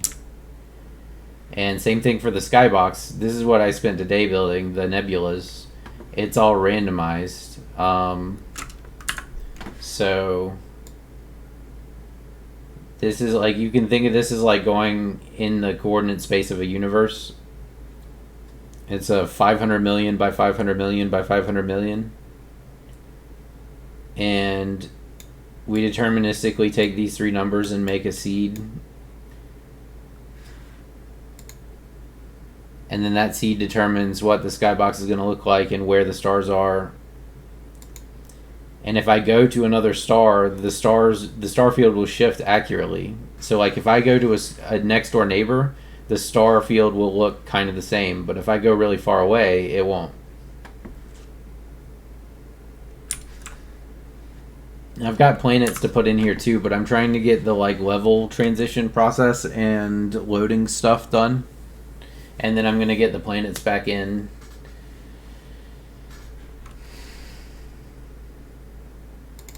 You can see, so the way I do it, I made a big ass sphere with a procedural nebula texture on it, and I made a Niagara system that generates particles at all the star locations from like a given range.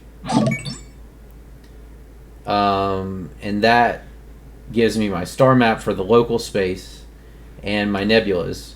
And I do all that, and it takes a minute. It takes like 5 or 6 seconds. And then I snap a cube map of it, and I destroy all that shit. And I swap the skybox cube map for the cube map I snapped from the origin location.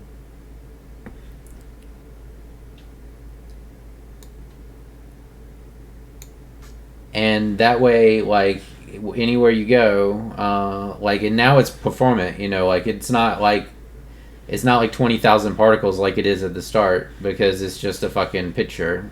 And that'll be cloaked behind some sort of load screen or something. I'm thinking, like, have you ever seen, like, Doctor Who or, like, Bill and Ted, where when they warp between locations, it's like a fucking tunnel they go through, and you can, like, smack up into the sides and shit?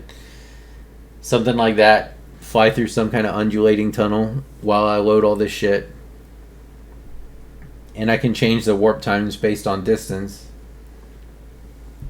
But, like, there's no way for me to know what the entire universe is. I can only really know a piece of it at a time, because it's too big. Like, so in the solar system, I have this function right here, and this will scan space starting from an origin of a given size in all directions, and it will catalog all the stars in that space and their scales and their colors, and use that information to build the particle system that's like the stars.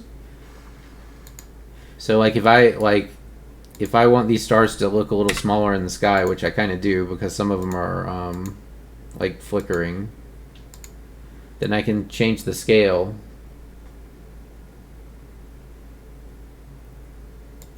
And now the stars are like basically 25% smaller than they were. But still accurate to their coordinates. You can go to any of these stars. Like if I want to visit only stars, I could do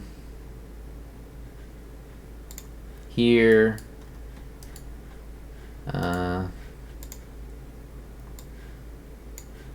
Oh yeah.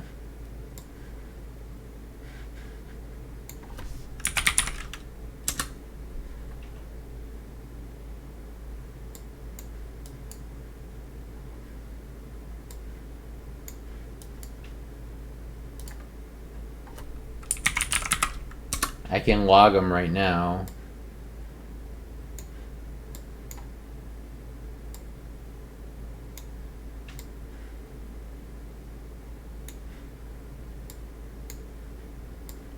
So if I say wanted a list in my local coordinates of the stars I could visit, so this is my current XYZ in the universe. I hit this, and now when I scan my system to build my star map, I can also print out all the locations of the star, and this is going to be like some, like, I can manifest this in the game as like player scanning.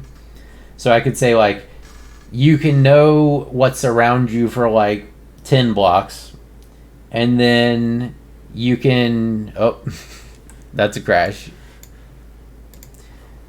and you can pick a block within 100 blocks and scan like 3 blocks around that on like a cooldown or something like that. And then you have like player star scanning of the galactic map. The Niagara particle system that I already have that works, I can use that as my like galaxy map for warping and stuff.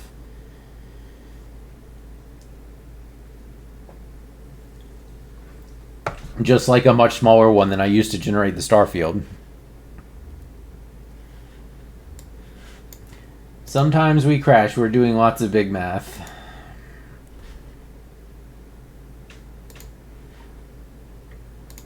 Can I resume? It wasn't happy with probably the amount of fucking shit I tried to print to the log. So I'm scanning 20, which is a 40 by 40 by 40 block. Yeah. Okay, sure. It's because the fucking... Okay, I know why. It's because the for each loop from the array is fucking expensive, I think. Oh, no, I know exactly why it was. There's a completed block. That's where I need to loop through it. I was looping through trying to print out all the locations that it found in the like center of the iterations of 3 for loops, which increased the complexity by like some ridiculous, probably like factorial or even like at least an order of magnitude.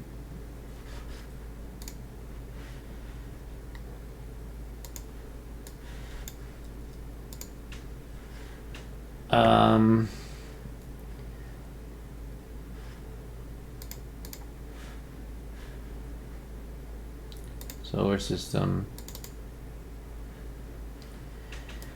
here, and then yeah, this can't be here.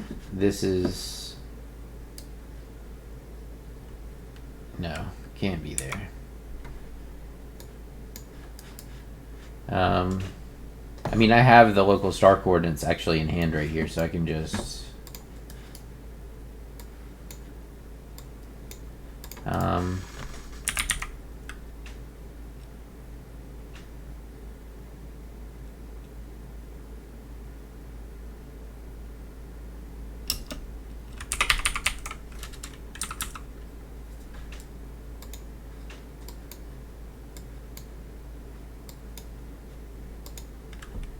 we'll just give the first 50.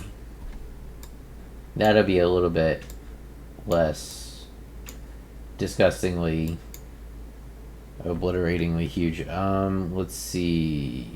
Get.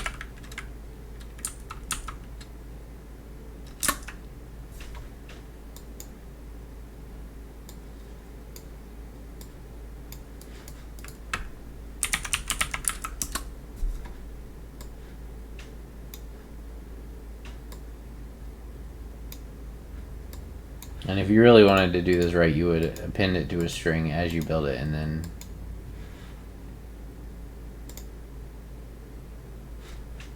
oh my god, no, no, no. Need that one.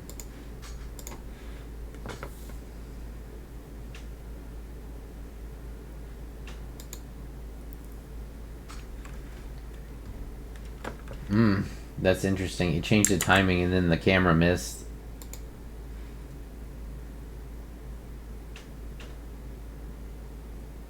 Cannot destroy screen capture cube. That's a problem.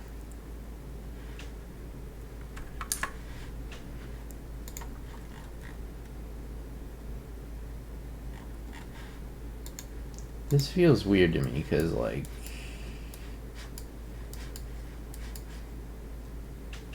this is all working. All I did was, let's not get by reference for one thing. Get, copy, go.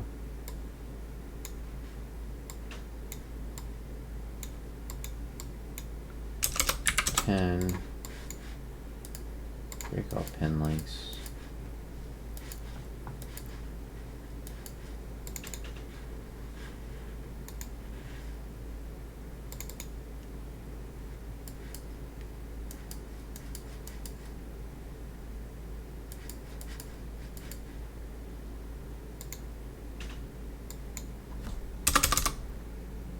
let's give the capture cube a little bit more.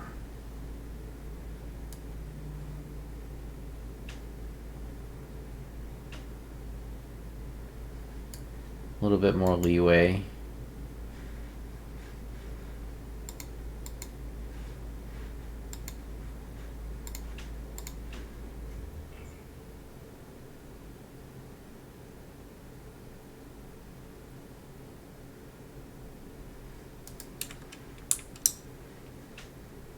Okay, it worked that time. So there's actually two things going on there. It puts up the nebula sphere, like an actual sphere with this textured on it, around the camera, and it snaps a picture of that. And then it puts that in the skybox and it turns on the skybox. And then it renders the stars and it snaps another picture and it writes it to the texture that the skybox is using.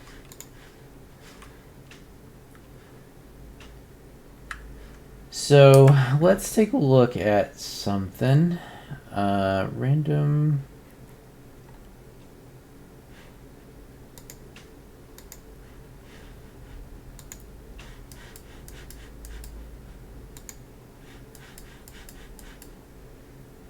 So now that I fixed that, will this work?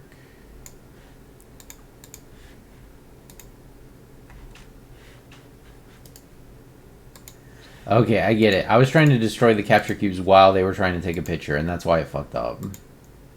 The timer wasn't long enough.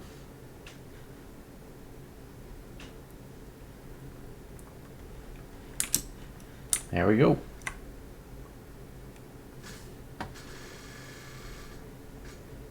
I don't mind that kind of twinkling, like for a couple stars. I just don't want them to be all over the place. And I can do things like increase the distance multiplier at 500,000, or decrease it. So like if I do 200,000, it'll be denser, but the stars will be closer. And you can kind of counterbalance that. Oops. Kind of counterbalance that by just changing the size of the sprites themselves.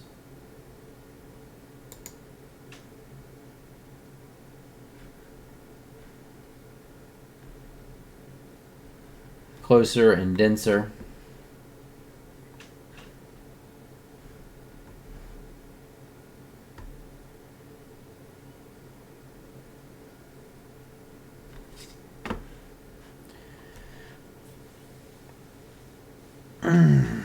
I'm also just using the default sprite texture.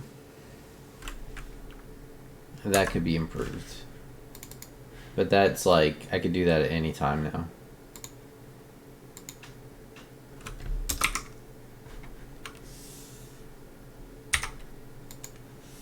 One, two, three, okay, million distance. Instead of 500,000, now their distance, like their relative distances, are getting multiplied by 1,000,000.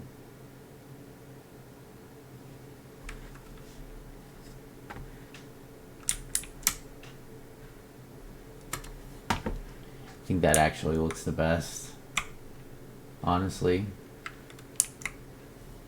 And you could still get stars that are close to you, like it's possible. There's definitely a place in this coordinate space where the star is like literally it's on top of your ship when it spawns, and it's not going to look good, but and all this is procedural.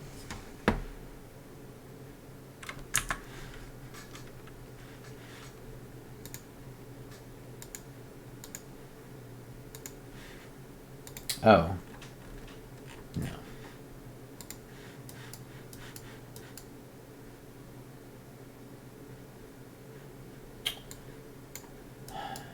Dirt.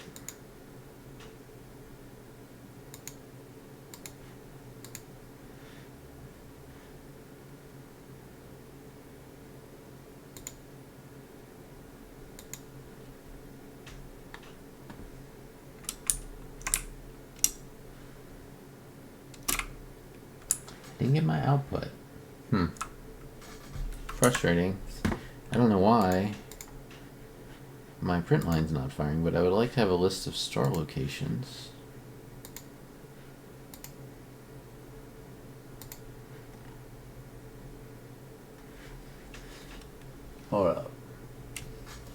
hold up. Clear this. Go again.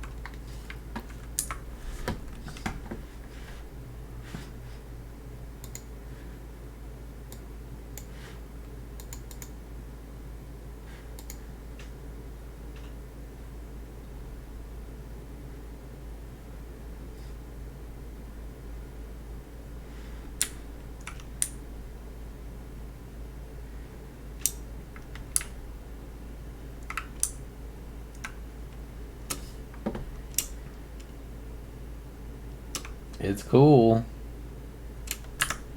It's pretty cool. Getting pretty sick.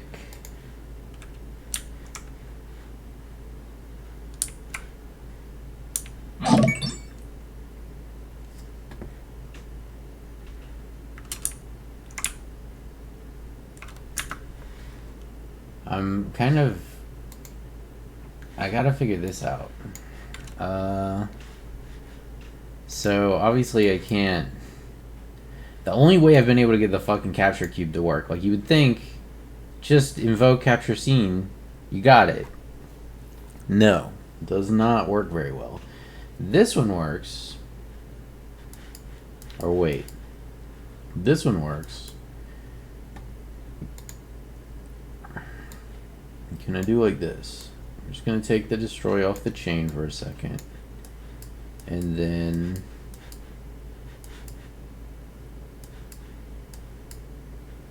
we're gonna take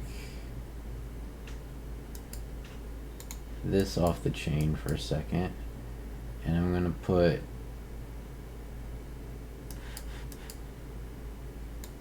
this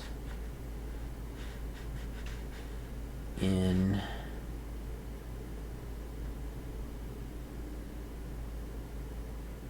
here and in here.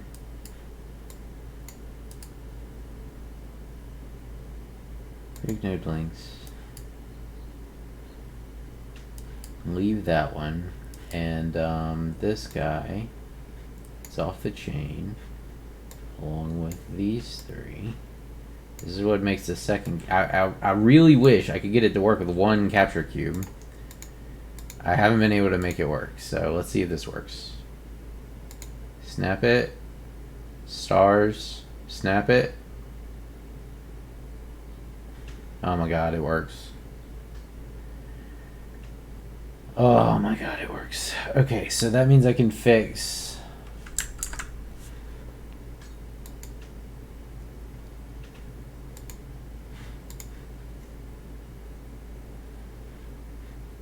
an issue I've been having since I built this thing yesterday. And I don't need 2 capture cubes anymore.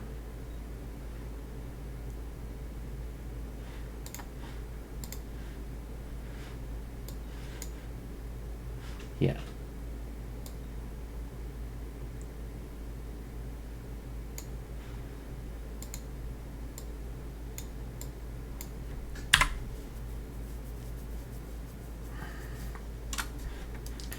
I love deleting code. I love deleting code.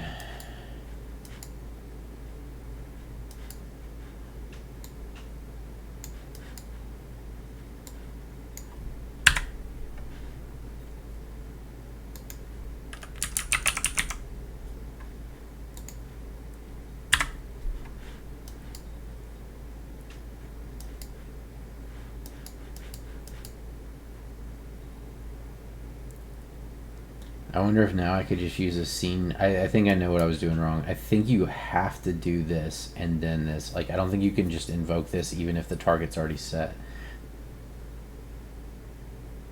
I kind of feel like that's probably it.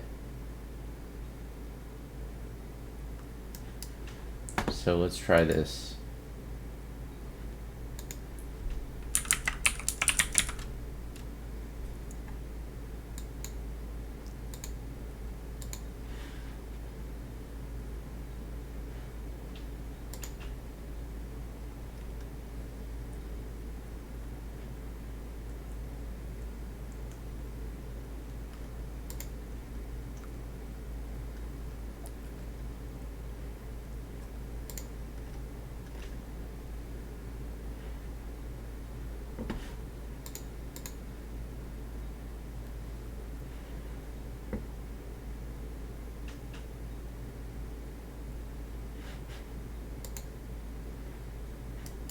Yeah, that's fine.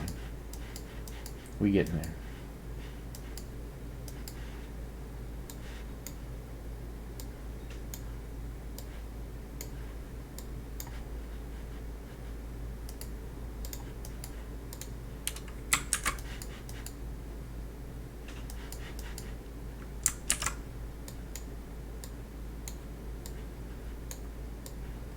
If this all of a sudden just works, then that means this is the right way to do it, and I can trim out all this bullshit.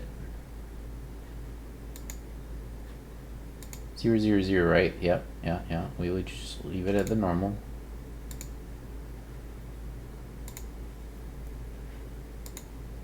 Snap it.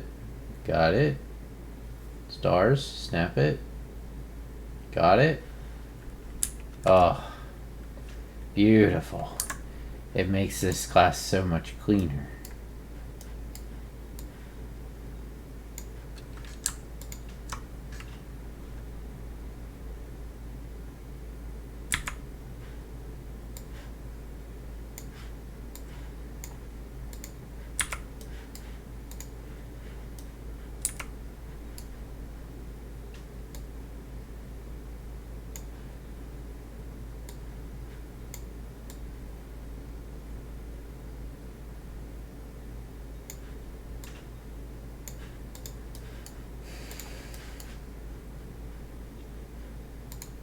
Let's just call it an even 5 seconds to give it plenty of buffer room. And then, oh my god, it's so much better like this. It's so much fucking better like this. Sick.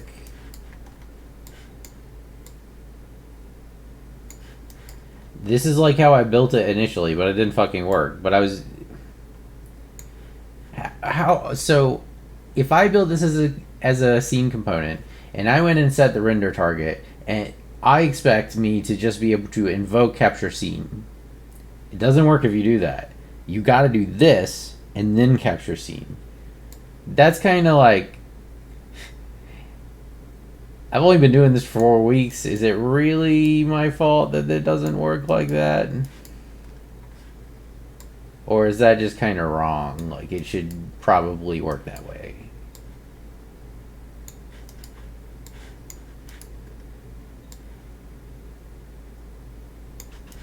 Oh my god, it's beautiful.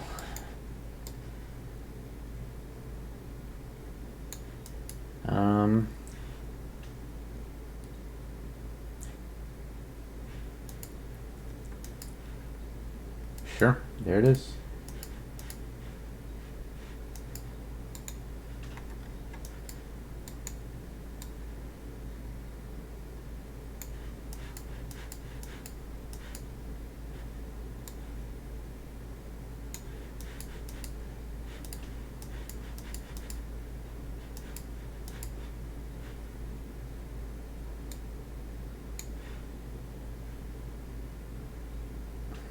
All this does is make the sky sphere chase the player.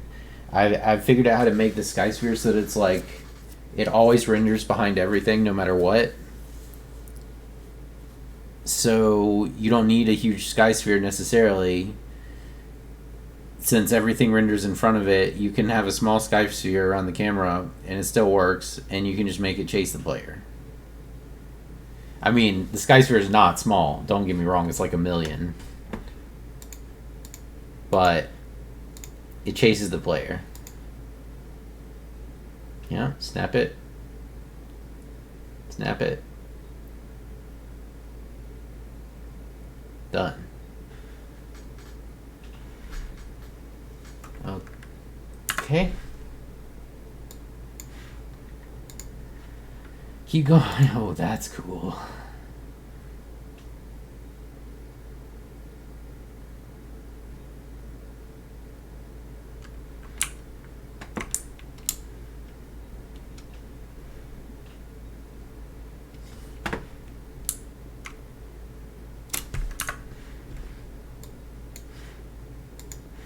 Eventually we'll find a star.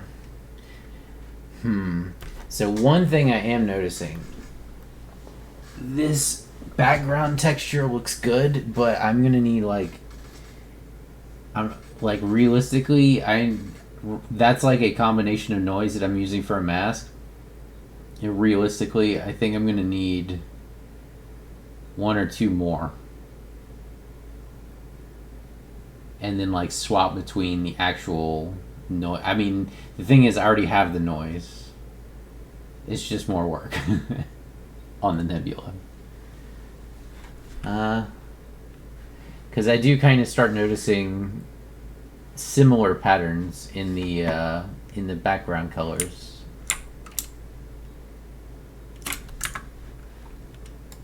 Warping colors there might work too. Oh yeah, I didn't move. Ooh. Neat.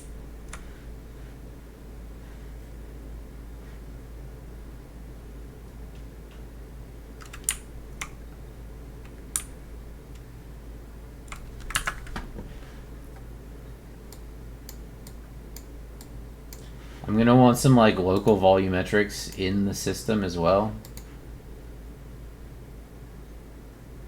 Stars. Snap. Got it.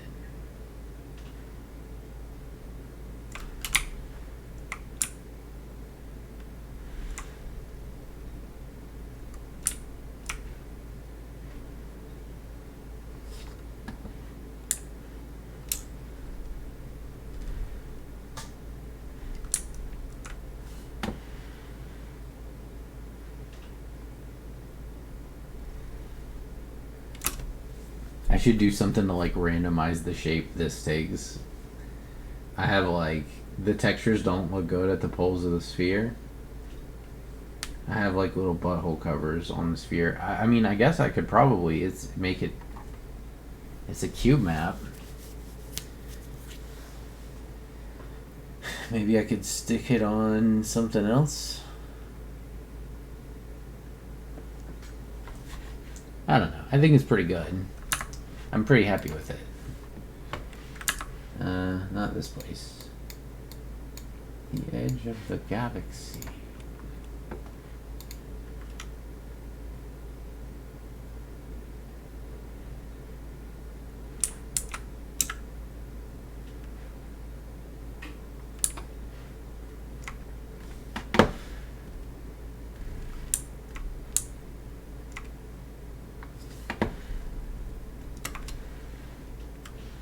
Eventually I'll find a star. Come on. Where are my stars at? I might actually, since my coordinate space got much bigger, I might actually decrease the likelihood of spawning a star. From 5% to like maybe 2%. Although, wait, no. It would make it harder to generate the star field. It's pretty well honed in for the star field right now. If I change the chance of a star, since all the star fields are actually based on the positions of the stars, it would decrease the density of the star field. Ooh, that'd be fun. Let's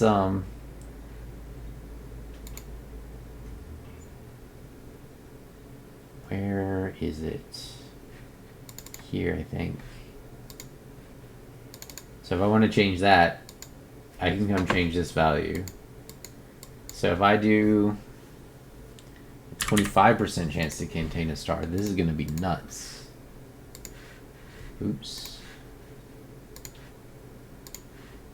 You're going to have a shitload of stars. Stars.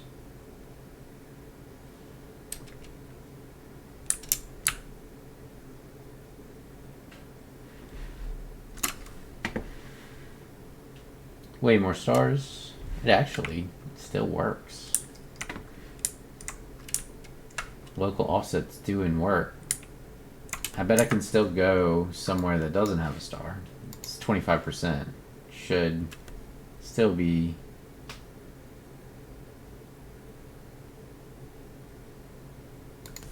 somewhat uncommon.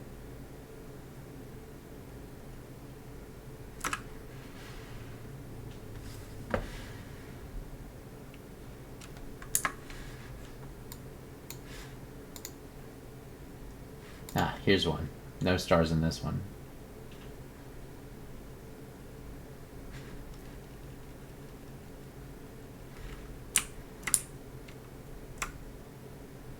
I mean, I don't actually hate the denser system.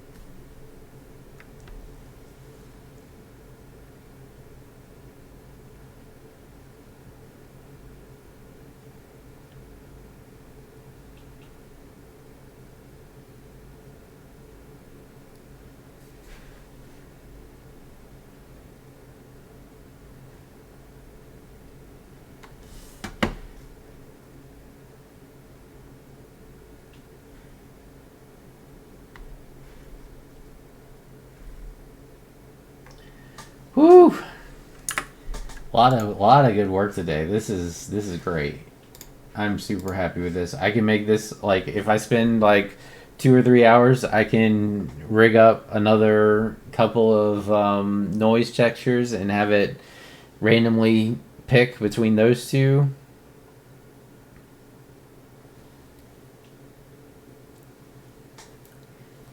You can randomize the LERP with an integer.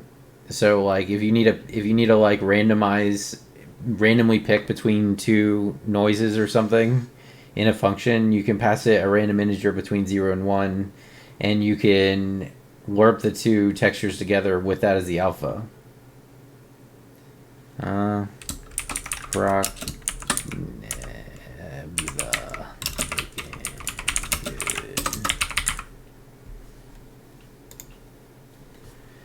Go ahead and put it into source control.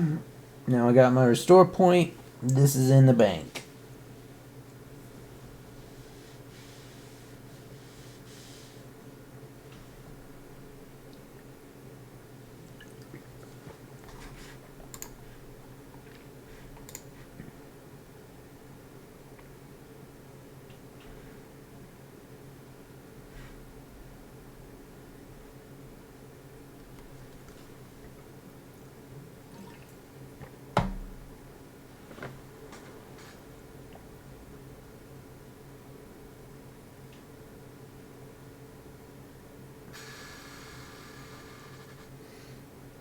There's actually all sorts of things I can do to this.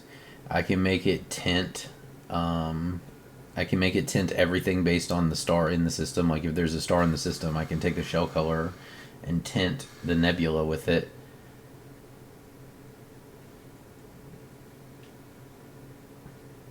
And then when you're just out in space, you wouldn't have the tint.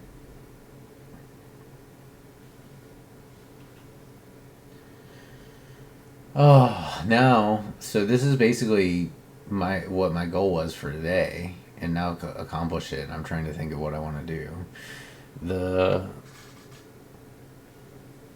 Let's do this. Let's do a little bit more refining on this nebula. I think we're so close because we have one series of noise that looks good, but we can get literally double the variation if I just make 2 more noise patterns that also look good. I can completely double the entire range of options that happen.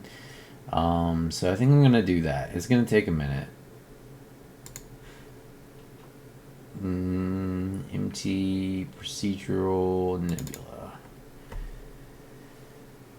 Okay. So this is the guy that builds the nebula sphere based on inputted values. This guy doesn't actually randomize anything, but he has like hookups for my randomization code. I don't need these anymore. Oh, this is the wrong texture. Yes, I do want to change that, but I'm actually going to delete this. So that's the next thing. So I have empty procneb instance, empty nebula 2. So it's empty nebula 2 is the one that I want to keep. Nebula cap I need to keep. Empty procedural nebula and nebula instance. You're gone.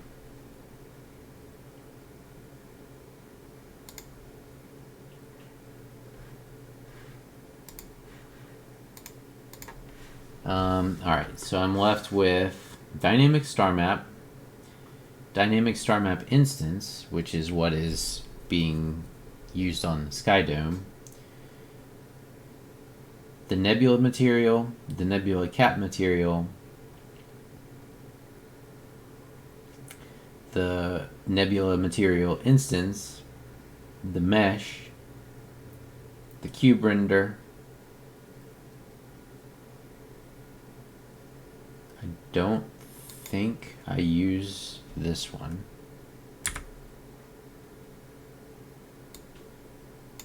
Yep. Okay, so this is my cube render. This is what I snap.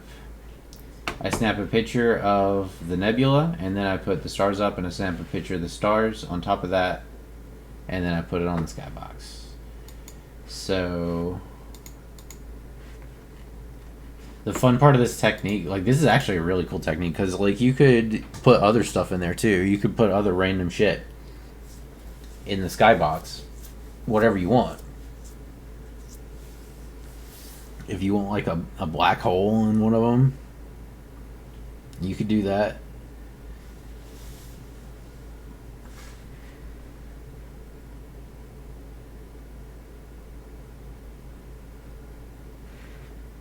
So it just worked, right? Spawns this, snap. Yep. Spawn this, snap. Yep. Sick. And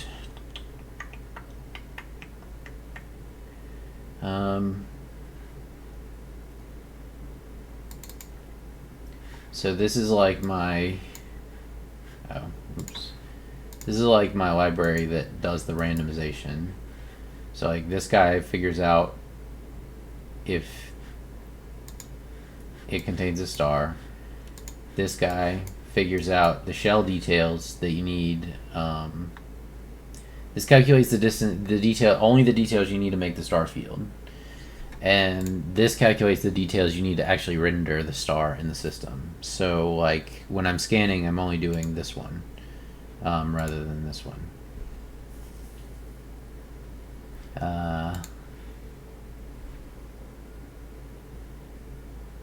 Okay, now we're ready.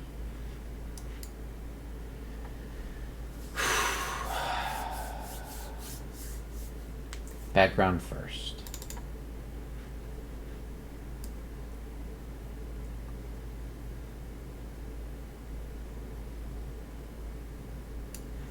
So these guys, I'm pretty sure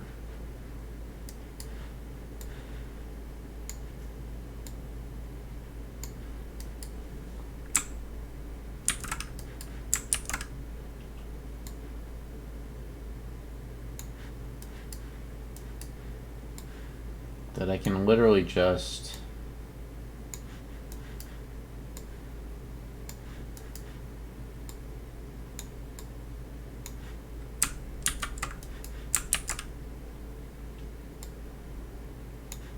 do this, and then lerp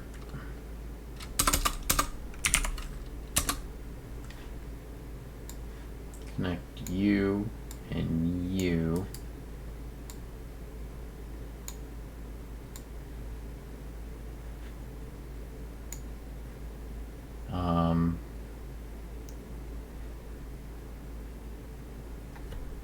BG scalar parameter BG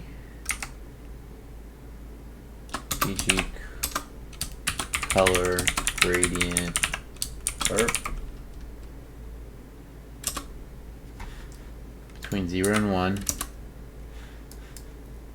Okay, so now we have another variable we can randomize for this one. And likewise, lerp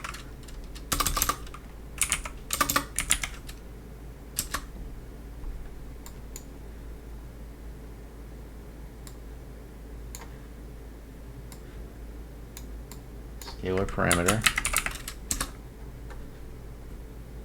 BG mask lerp.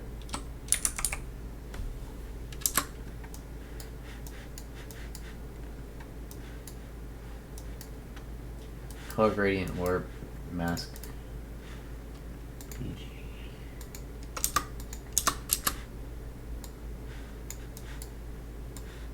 Back over here. Back over here, and you get to be 0 and you get to be 1, and then I think probably that I can probably just do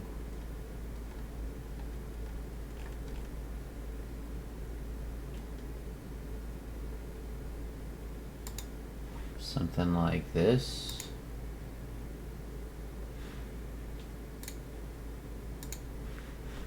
And let's see what the output of that looks like.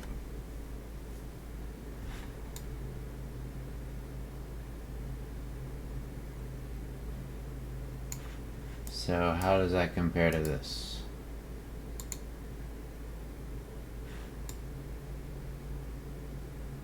This one has like more peaks. This one's a little smoother.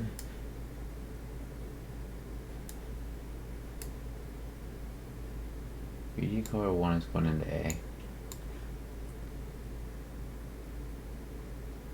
Oh. I can let them flip them too.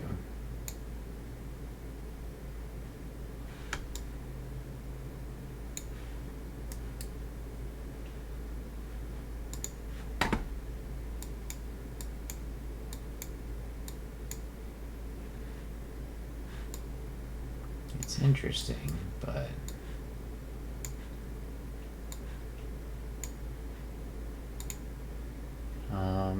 what if I power to it?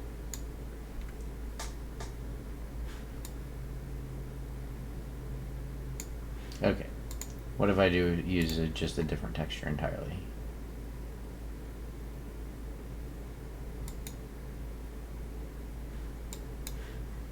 Not you. Oh, I know. 1. Oh, they're the wrong text coordinates. No wonder it looked weird. Everything I thought I moved everything to 2 1s, but I guess I missed this part. 2 1. 2 1. Oh, it already looks much better. So this one looks like this. This one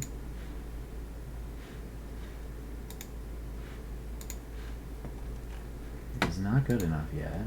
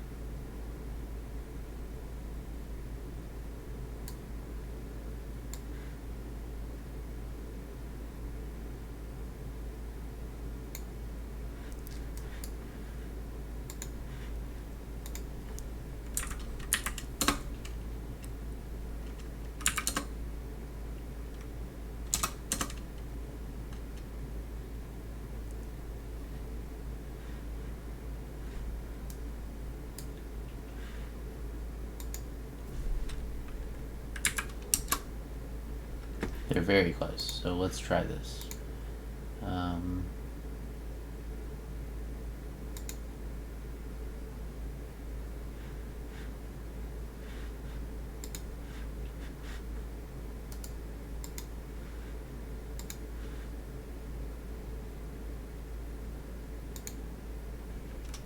Hey, dude. What's up?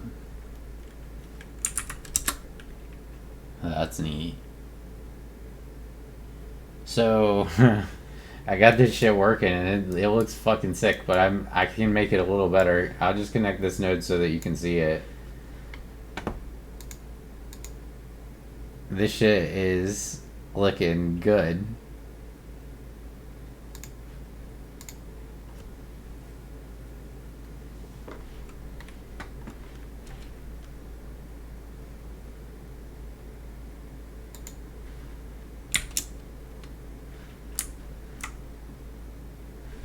Alright, so that's one system.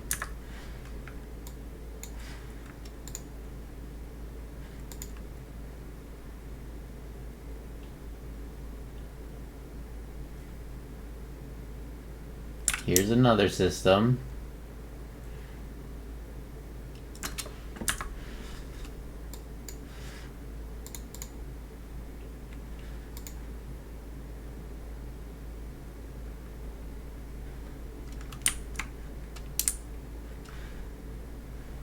And another one. Yeah, dude. So now what I'm doing is I can make this twice as good with just a little bit more work. So I'm back in this material, and what I figured out is if you want to randomly swap between two textures, you can use a scalar as an input, and you can feed it to alert. So what I like for instance right here. Well, I won't connect it yet, but that's what I'm previewing, right? So I got this texture, which is the only one that I've got right now that's working, and I've got this other texture that's connected, and I've got this other texture, which is one of the pack of textures I built to do this work with. And so if I take this value,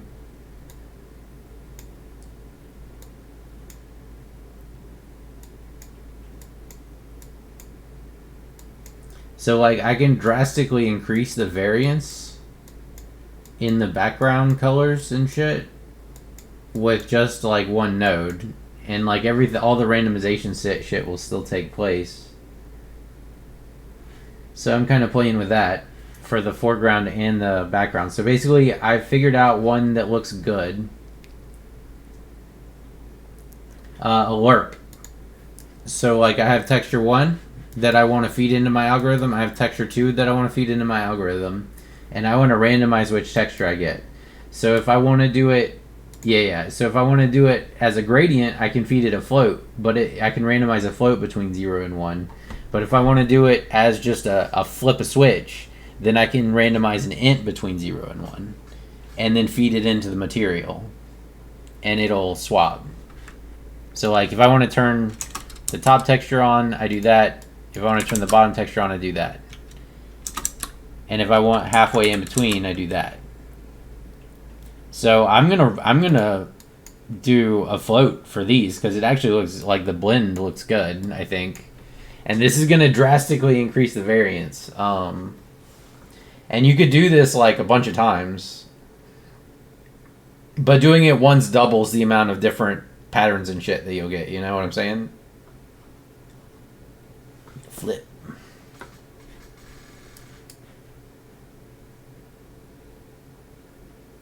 Yeah, that's true. That's true. You could flip it with a bool. Can you? So that would actually be potentially better because if I did that, I wouldn't. I just didn't see a branch. So like the issue here is that this is always using both textures, even if the alpha is 1, right? But if I had a branch that would only make me use one or the other texture.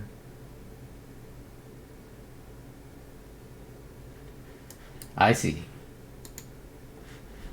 So right now I'm just kind of swapping between these guys to see what looks good.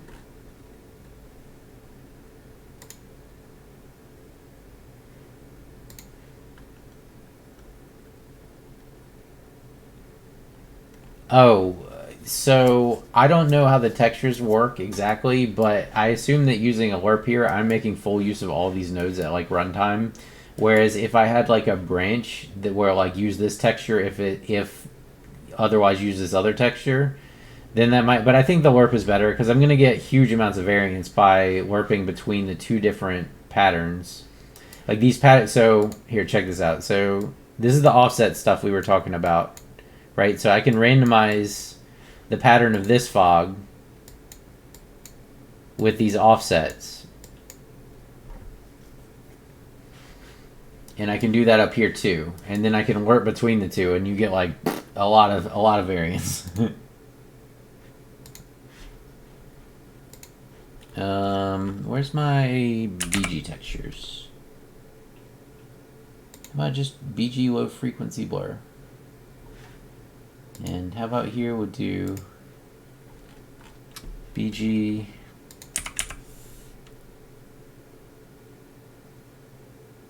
high frequency blur.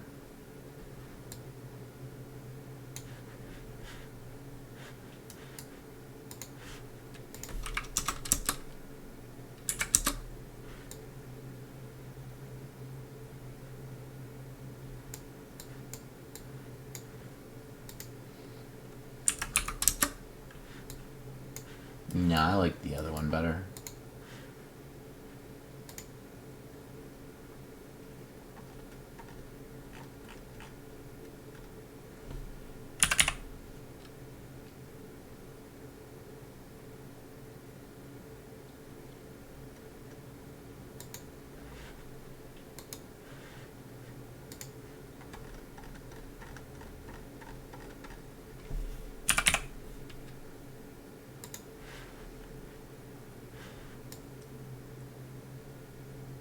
That's kind of sick. If you needed a water texture, like under the water, this is you could do it like this, no problem. Like this looks like the bottom of a swimming pool, kinda, and you can do the like, you could animate these values and make it like wavy. I guess like here. BG color Y offset.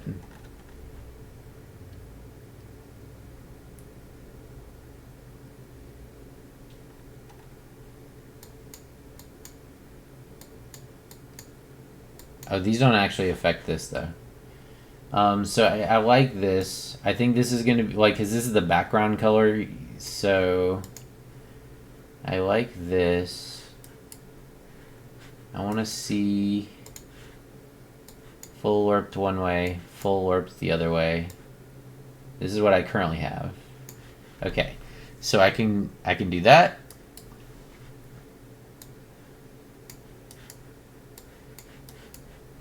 And now I've got this one and this one. Start previewing node.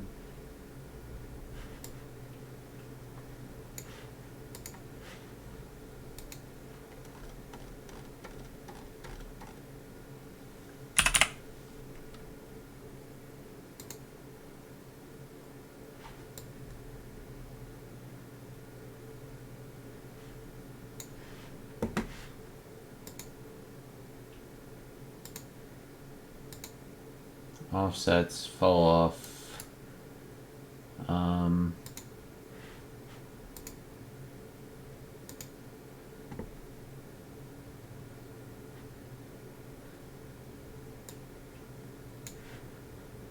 No, we don't want that one.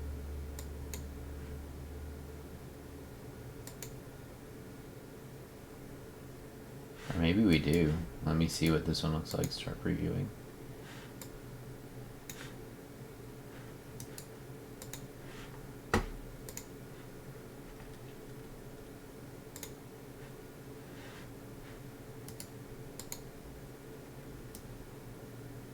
I guess really I should be previewing this and then just doing this.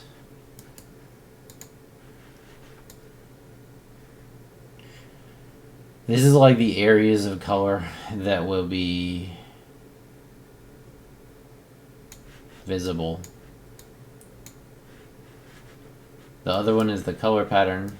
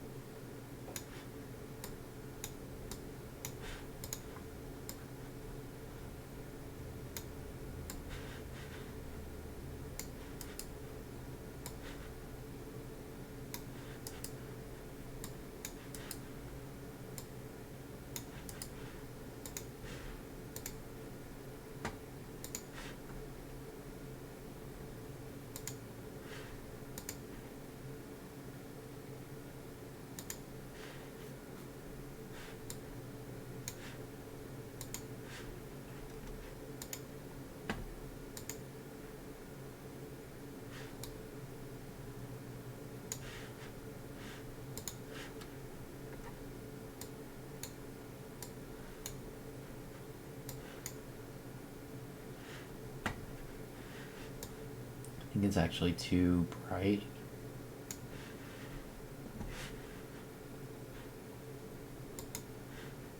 But we can turn that up.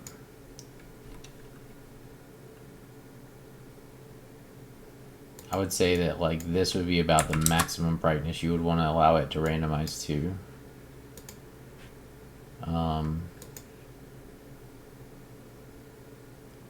Oh, I can randomize to 0? No. 1.3 is the min. 2 looks like this. So it needs to scale a little higher. 3.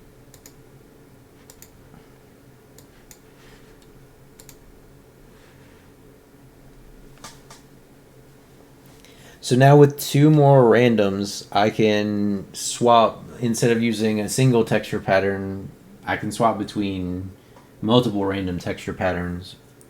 Well, 2, instead of using 2, now I'm using 4 for the background.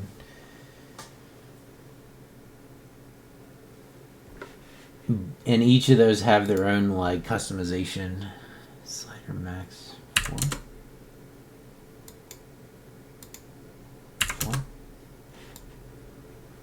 4 is just nothing. But it's not bad to have nothing in the range. 3 is enough though. There's a little tiny bit. And 1.3. 1.8. 2 is a default. 2 is a default. I want this to be like similar in brightness levels to the other one, but different patterns basically. So that's why I'm bringing it down.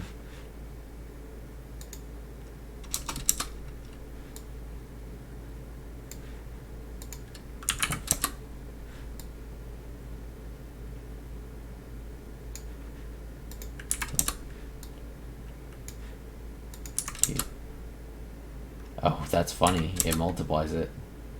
I didn't expect it. I would have expected it to clamp it, but it just like plows through with it. That's interesting as well. So that means if I go like -3, I have like ultra this. Yeah. Interesting. But anyway, it's going to be between 0 and 1. Default value at 0.5.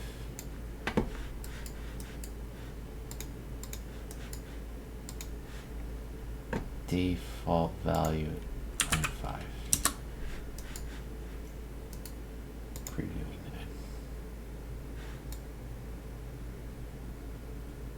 that. Yeah. Yep. And then over here, got this guy.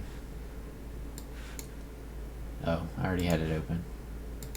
I've got. Nope, not you.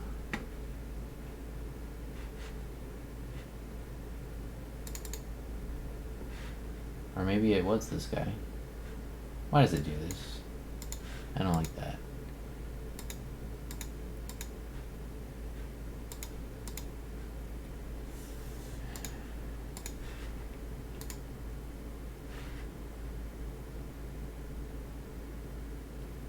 It's all good. Nebula, star method. Calculate star field.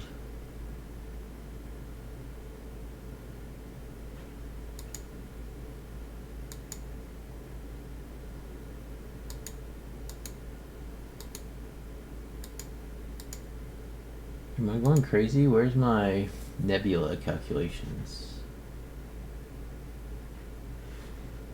It's got, I mean, it's got to be in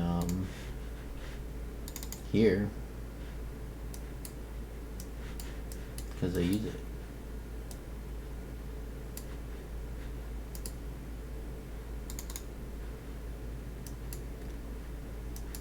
Here it is.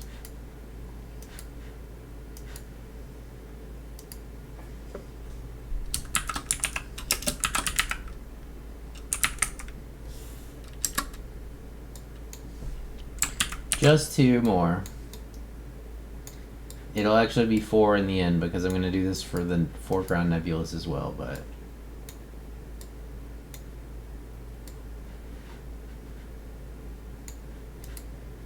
Well, it's not so bad once you get the randomizer built. And you just build one object that spits out all the values you need. It's just bad when you're building it.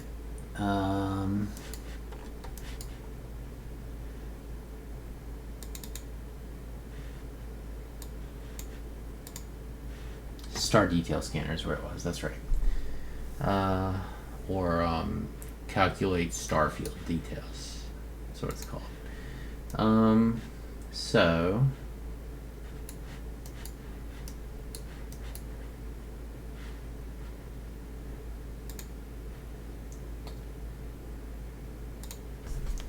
LBG lerp 1 LBG lerp 2 float LFG lerp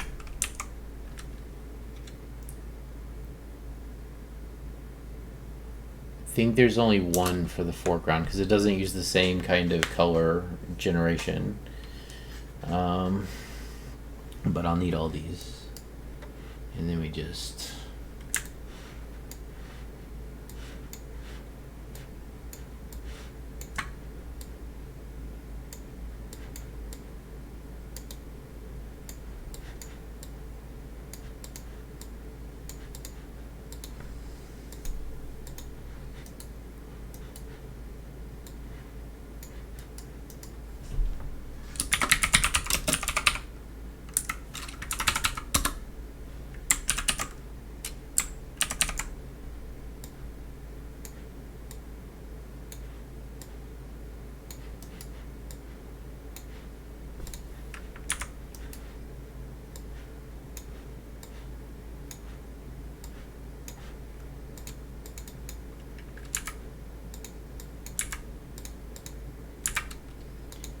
Now it's a race to see how much I can get done before we go get sushi.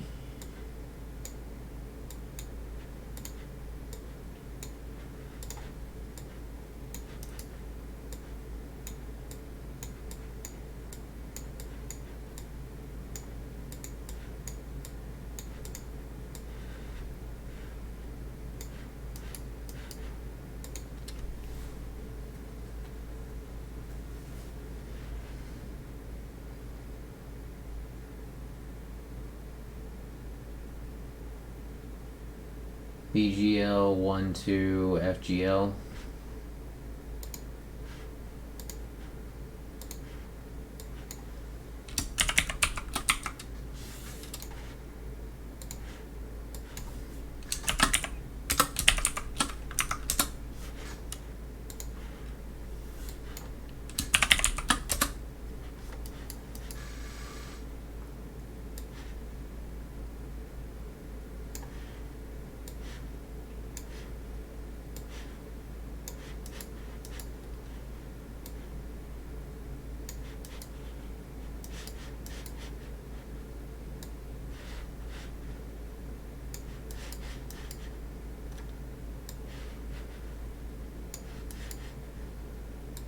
Alright, so now those random values are there.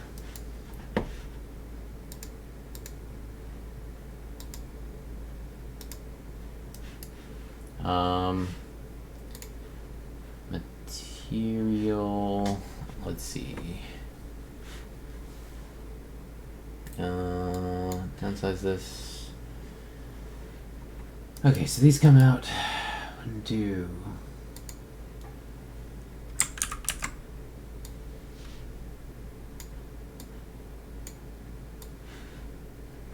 These are the 3 I'm gonna need.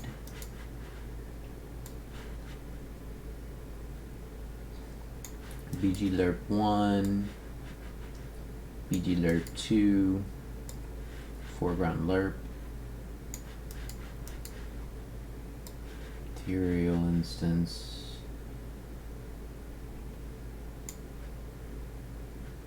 ah, fuck me, damn it.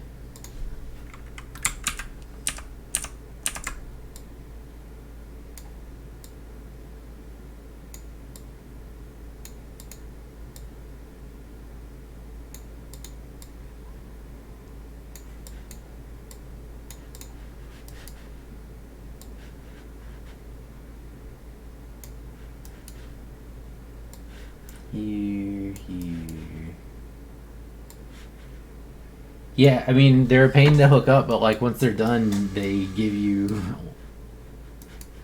what you could never produce with your own work, like a volume of textures you could never make in a lifetime.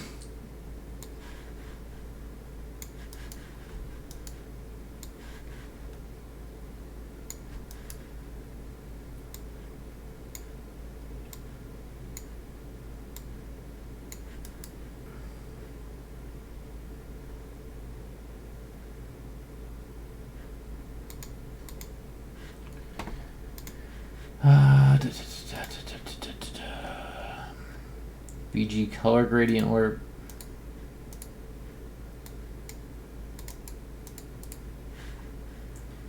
BG color gradient warp.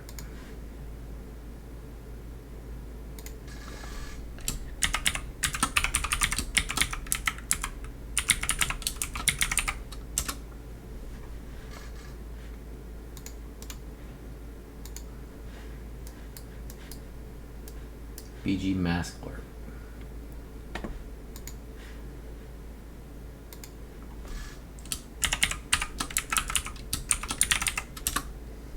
And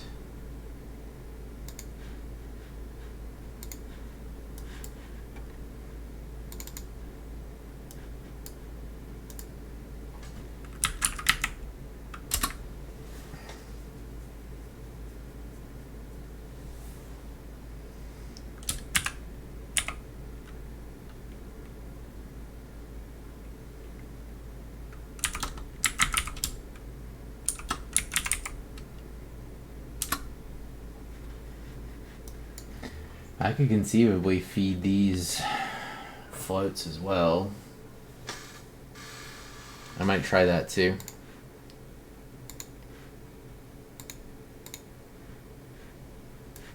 Because right now they're ints.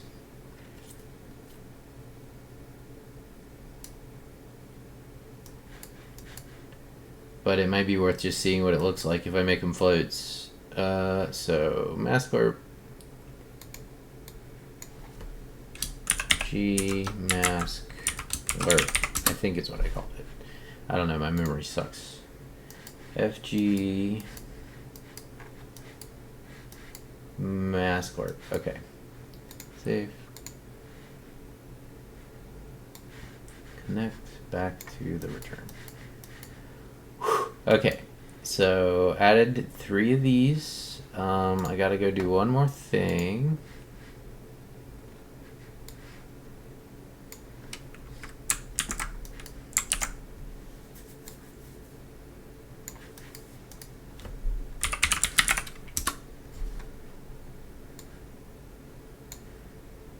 Here, here, here, here.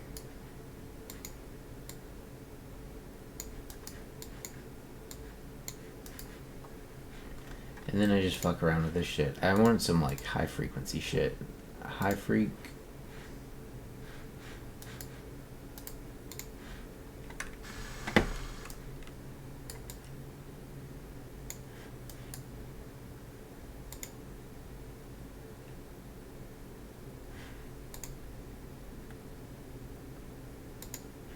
A freak blur.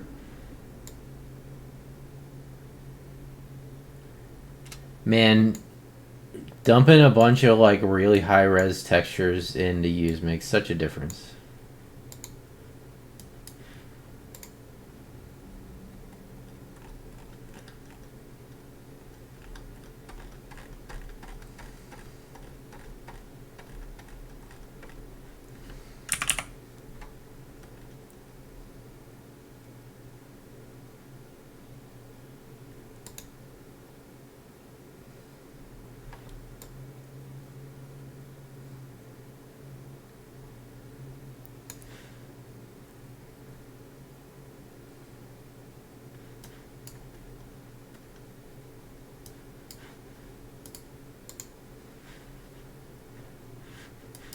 This is sufficiently different, but it's too, like, these values need to be tuned.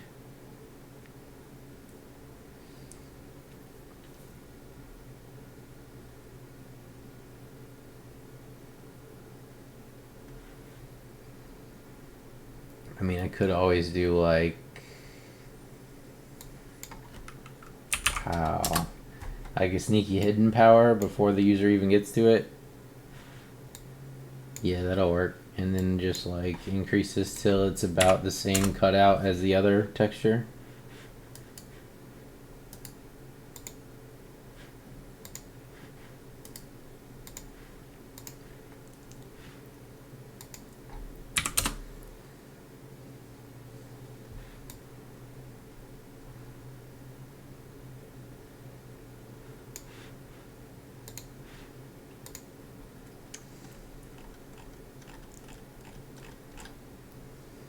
What about BG stuff?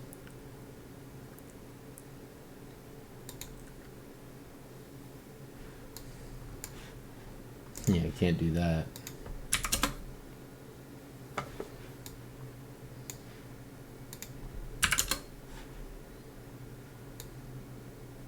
Hey, that's kind of cool. Like scattered pockets of it.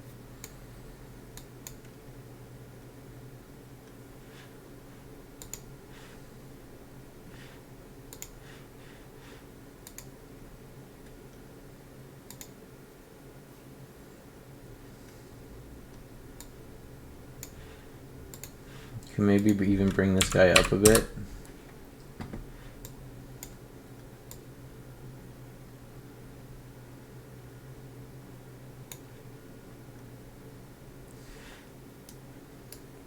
I do want it to be like sufficiently different. What about these values?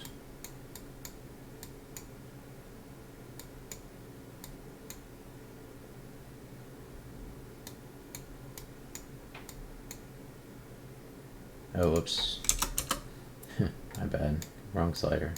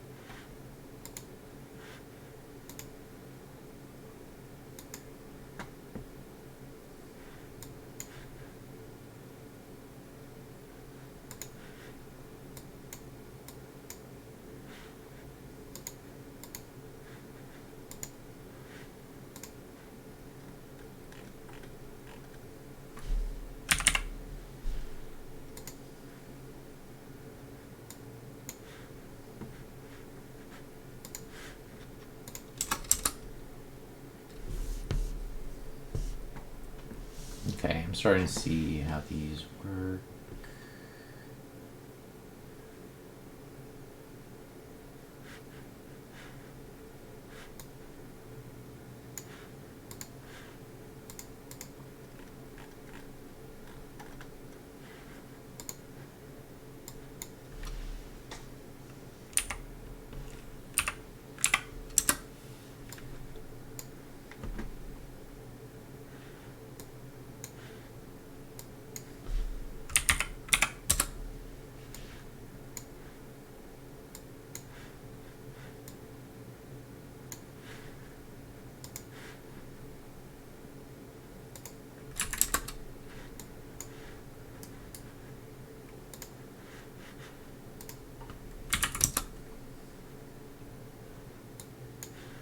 This is okay. I see what I'm doing wrong.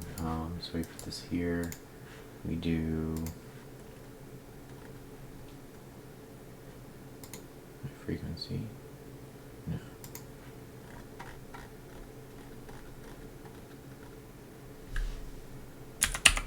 G.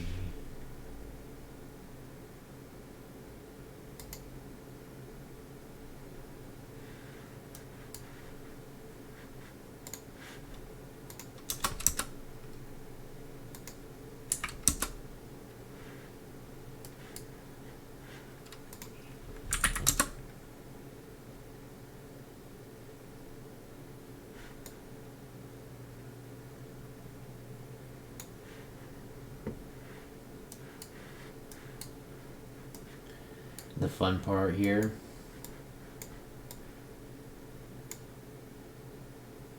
Thinking. Well, no, I guess it doesn't really matter. It's just masking it out. So I think this is pretty close.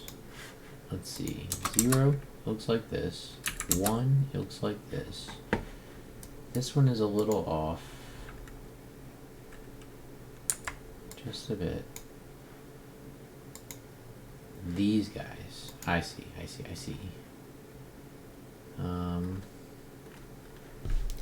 These guys should probably be BG textures.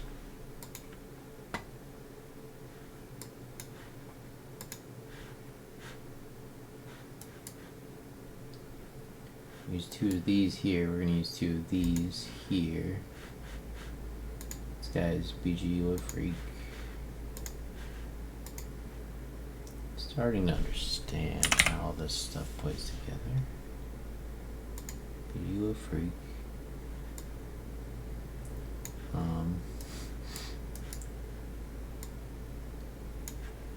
It's a bit too dark.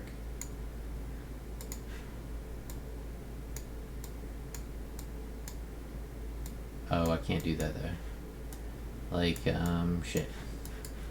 It has to, like, like, it's using the same parameters to tune both, so I gotta make them look good with the same parameters, so I have to, like, modify this if I need it. So these are more white, so let's just multiply 2, multiply 2.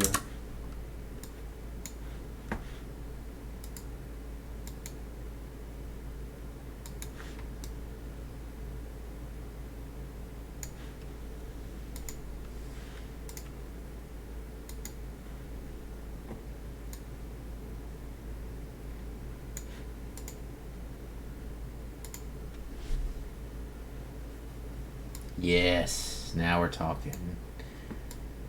It looks substantially different, but still cool. 0,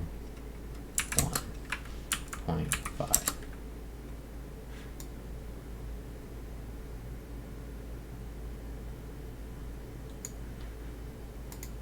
Point 2. 0.7. These are still not bright enough.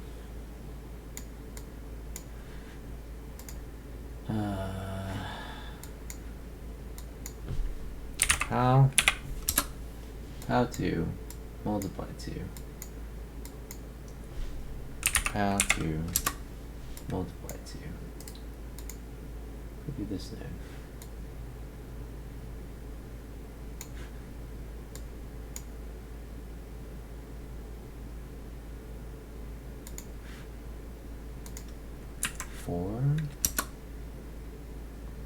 Gotta find the right settings here.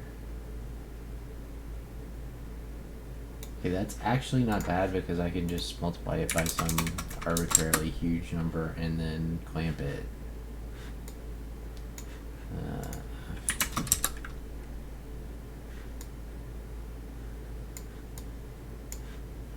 Still too high, 20, 10. I think now we're getting in the ballpark of, well, no, that's still a lot brighter.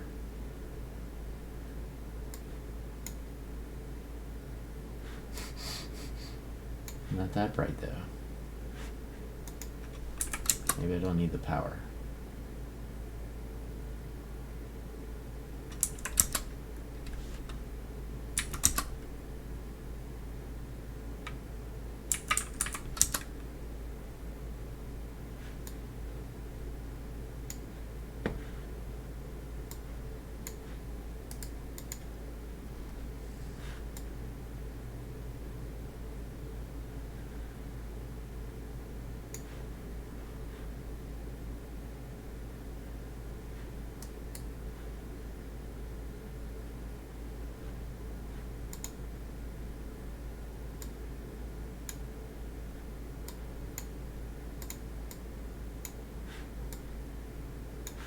Yeah, so we don't want these at all. It's just a matter of finding the right numbers here. This isn't bad.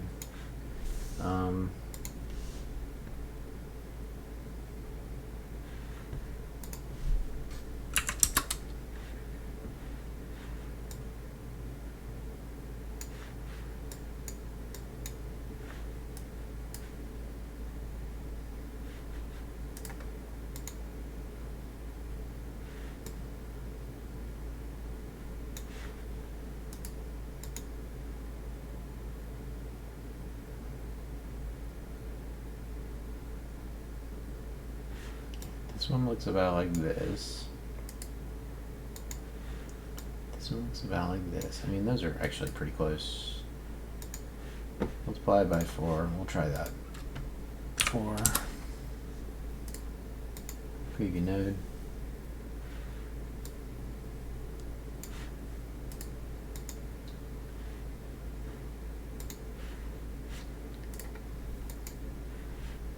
Too much coverage.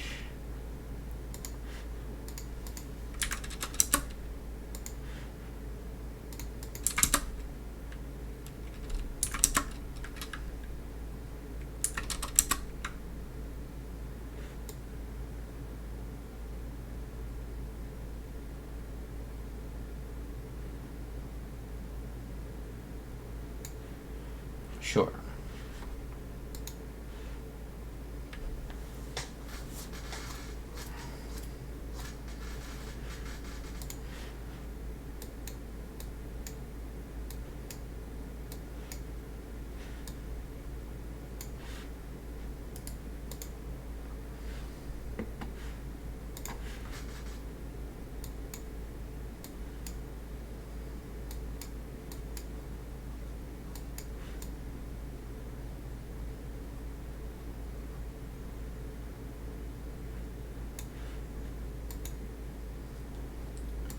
So if I connected everything right, it should just work now, I think.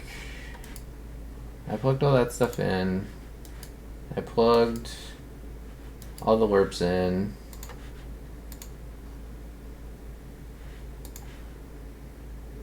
The background's definitely different.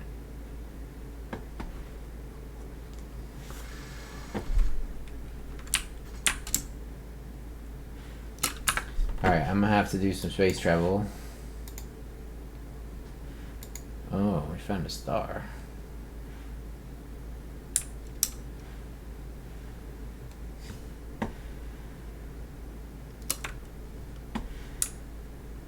Low bright nebulas in this one. Which is okay. That's supposed to be able to happen.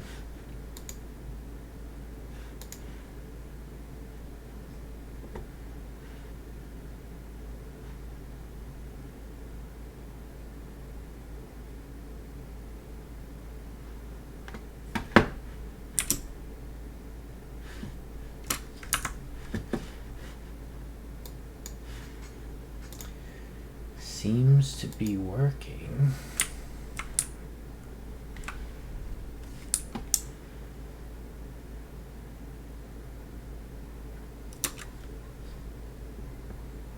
This seems like maybe a bit much.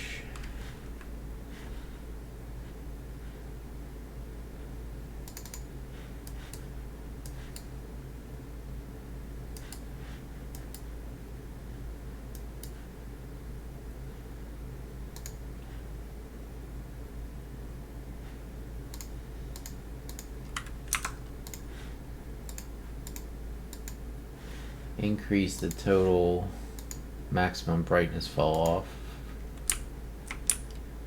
for the background.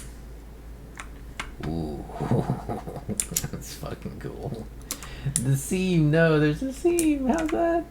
Well, maybe not. No, there's definitely a seam on this one, unfortunately. It's the first time I've seen one, so I can't make the background that visible if there's going to be potential seams. So that would be master background brightness. I'm going to bring down a bit. 1 and 0.5.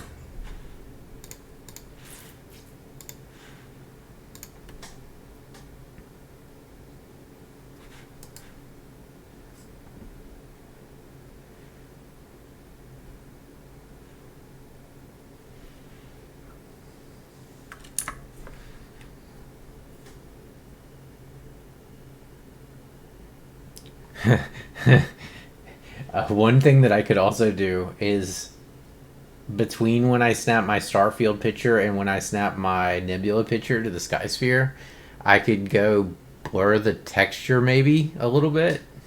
Just like a 2 or 3 pixel Gaussian blur across the sky map before you snap the stars onto it. Something to think about. No, I didn't mean to do that, actually. I'm trying to get this dialed in.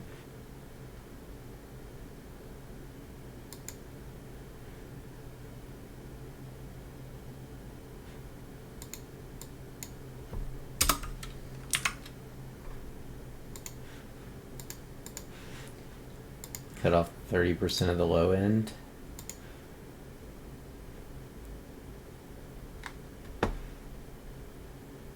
That's a little better.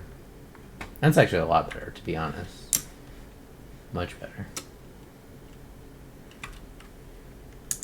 Okay.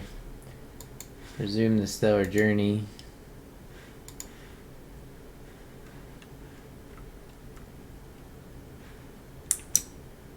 And you got areas of kind of black space too. It's still there. I can see the little mini nebulas and stuff, but this space is relatively clear. That's what I want though. Like I want it to be like, it could be something crazy, it could be pretty mundane.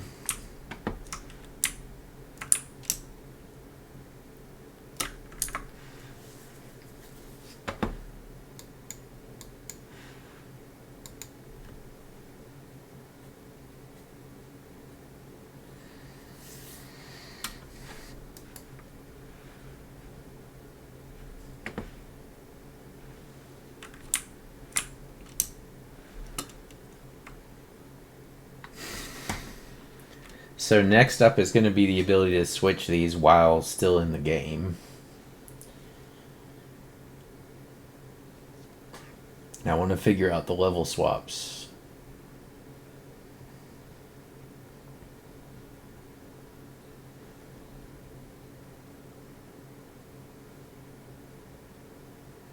I mean, it's pretty much just initialize the level with the right XYZ for the location. From scratch again, I think.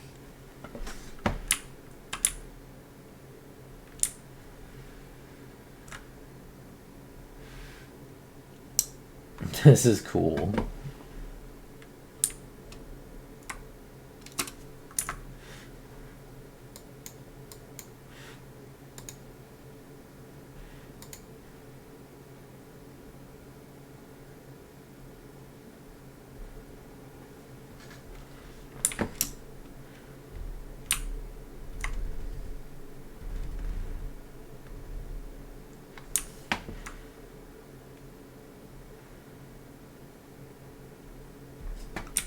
This is a little much on the foreground. The min fall off for the foreground needs to come down a bit. Or come up, actually. And maybe the foreground brightness could cap at 1. Oops.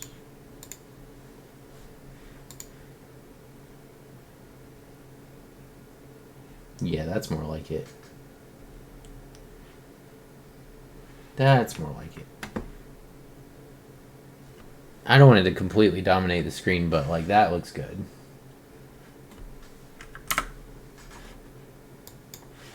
So basically, the cool thing about this is like you already have a shitload of randomization just with crossing two patterns of fog over each other. So as soon as you do that again and then flip between the two, like you, it's like an order of magnitude every time you do it of extra configurations.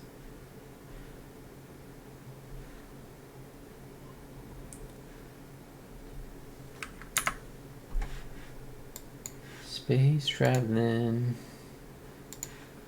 And it's like most of the systems only have a little bit of clouds here and there to give the background some texture, and that's how it's supposed to be. But you'll find special systems that have crazy colors sometimes. Oh, it's so bright.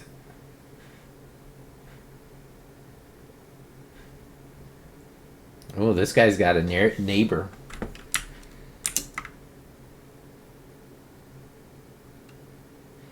The only problem that I can see happening is like if I fly at warp speed and pick up a bunch of speed out in this direction,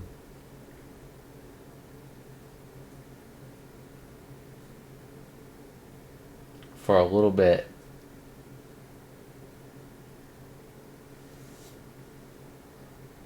and then I turn around and the star's going to be bigger than the fucking sun in my own system.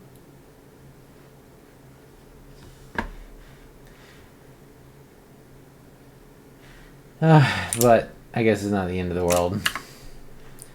And again, that's something that could be possible, I guess, in the real world too. You could have a system that has a small star next to a system that has a ginormous star that absolutely dwarfs it in size, and maybe they could be like comparable sizes once you got far enough away from the small star.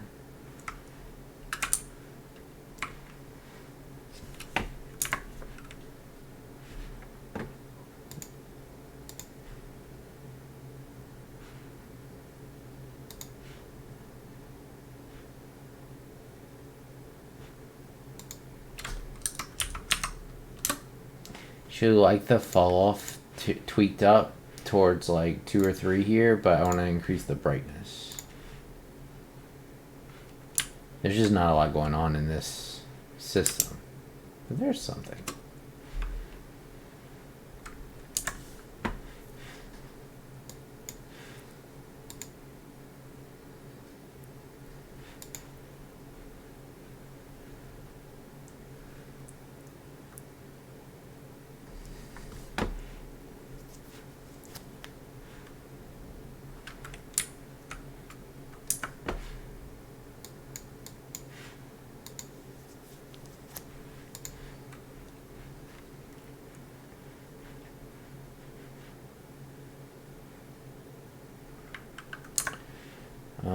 Bring down the max fall off, probably. Bring everything back in range.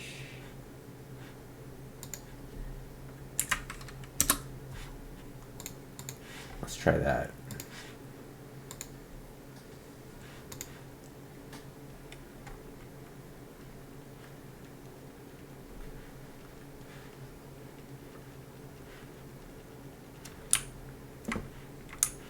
This is probably close to max fall off because doing that changed it.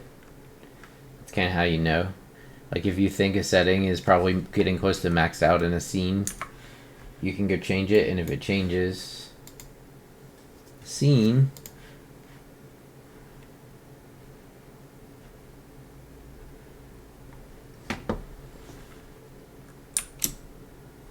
this is fucking cool. Okay. Take a drink. Let's go back to home base.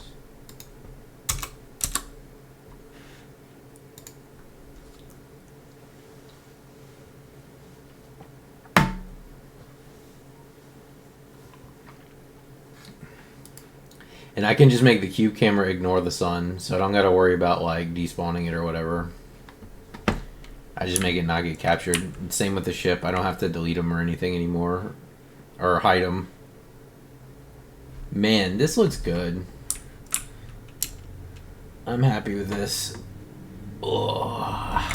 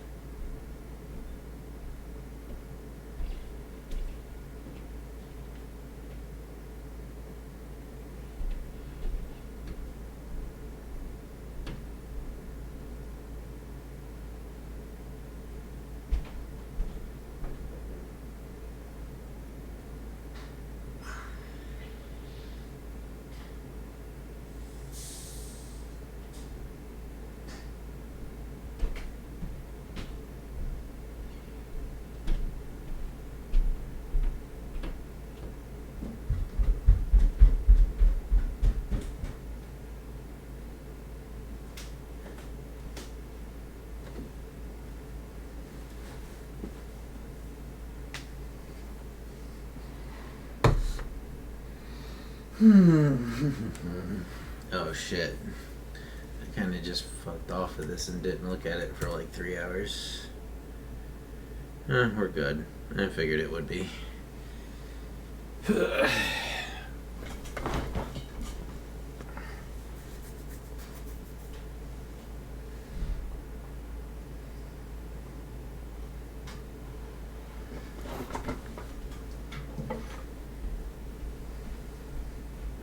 Hey babe.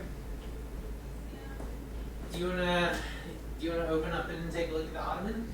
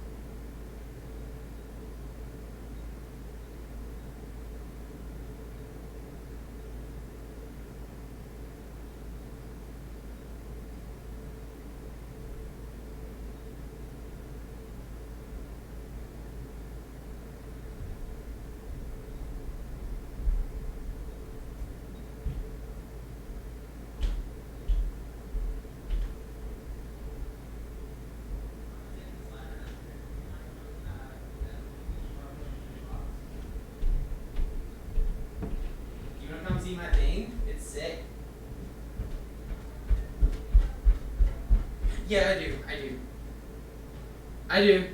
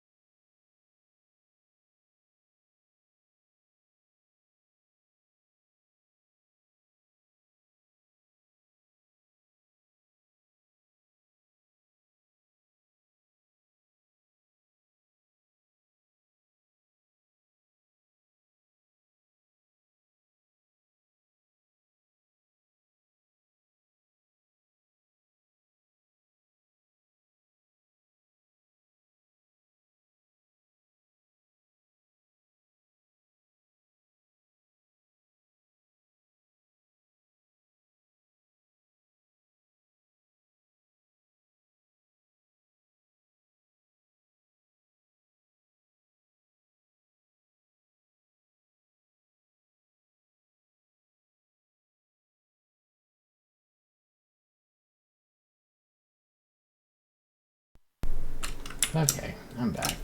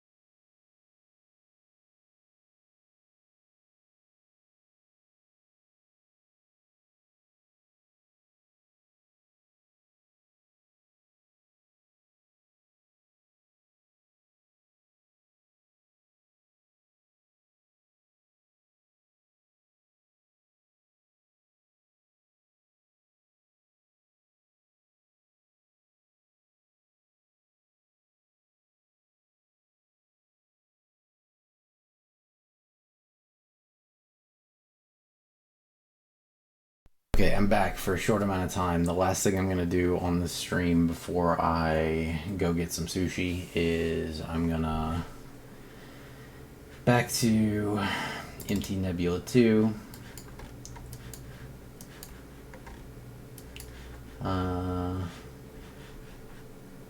Back to Starfield Generator.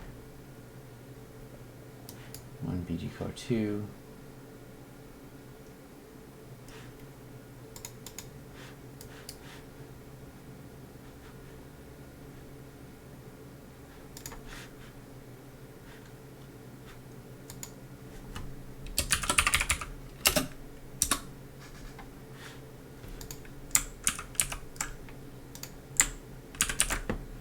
No, stop. I want another one, fool.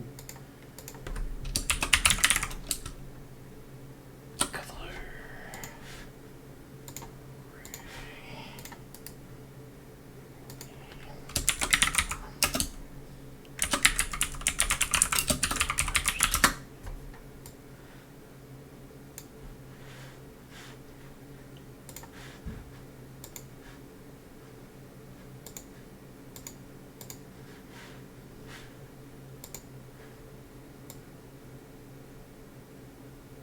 Okay, we'll actually start it at pink, and then we'll go purple, blue,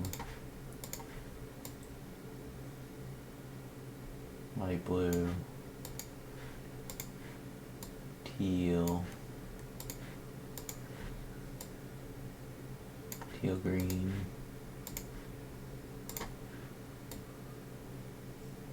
green. Okay. And then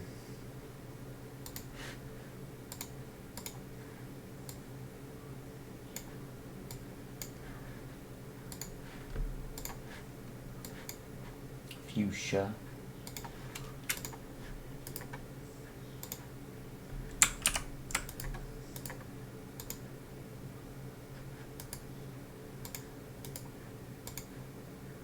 No, no, no. No, no, no, no, no. Okay, plus, plus, plus, plus. 1. Go from fuchsia to straight up red.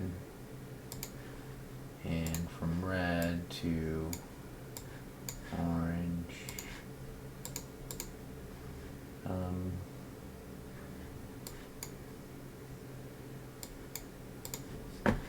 And from orange to yellow.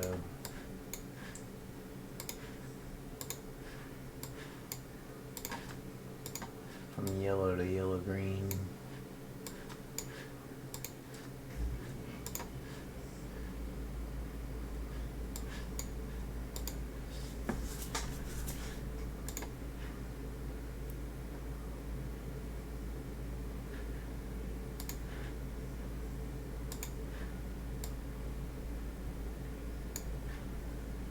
It should actually meet at the edges, right? So yellow green plus plus. You move up here. You will be this color, and we're gonna meet a green in that color. Yep. Yep.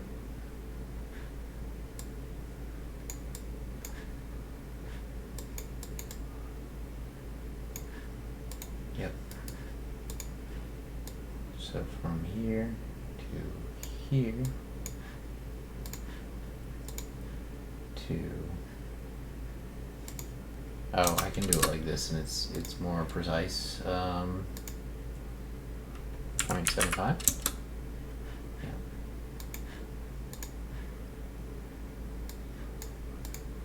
0.5.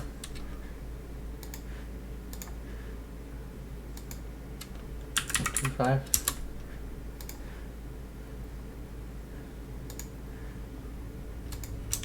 0.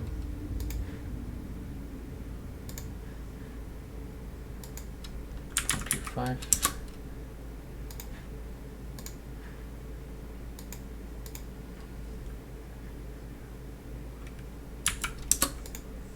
0.5.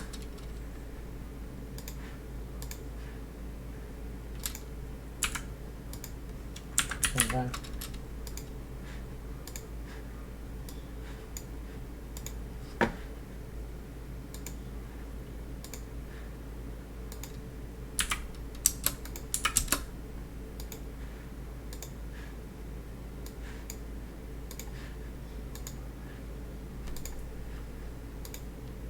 .75, 1,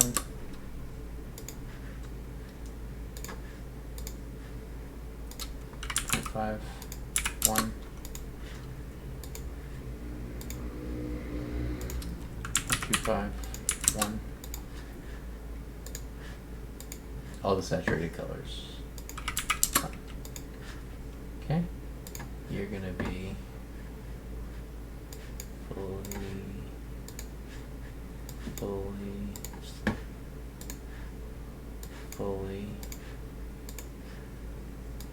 fully. Okay, there's our warm colors. Same time. And then we're gonna do the same thing over here. I'm just gonna trash can this. How many elements were there? 11? Probably 11 here too, I bet. So this would be here. 1.75. Except this time it goes in the opposite direction. 1, 0.75, 1.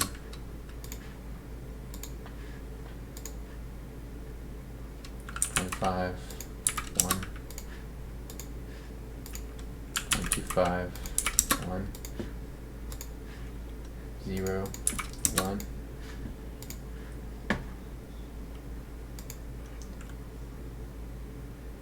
2, 5, 1.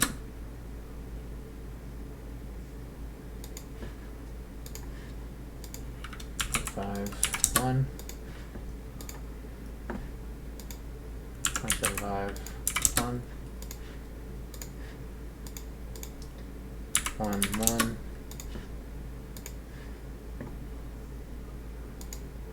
0.75, 1. 0.5, 1.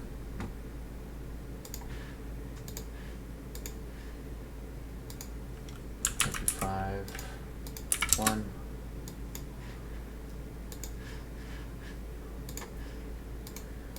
1.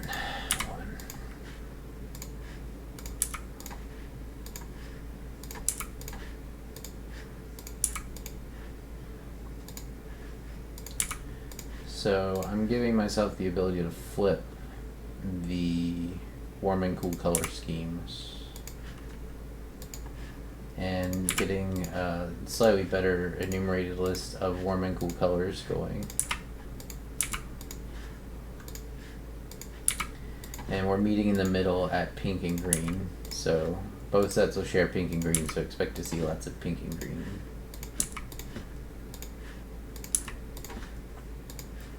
But you kind of have to be careful with the way you randomly do colors, because if you just randomly pick two colors, it could make a really shitty looking color. You gotta pick colors that go together. So we got these now.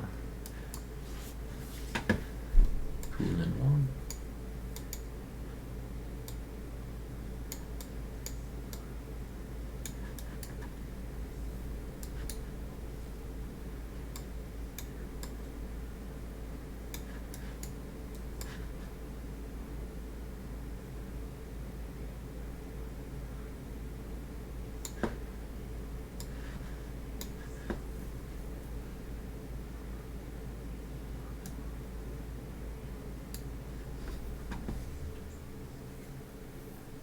So we either want to set,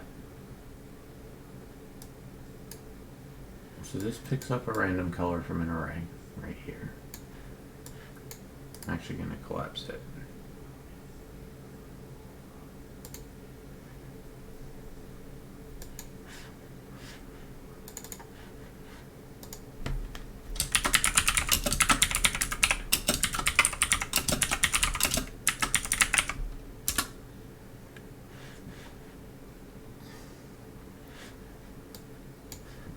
7 integer.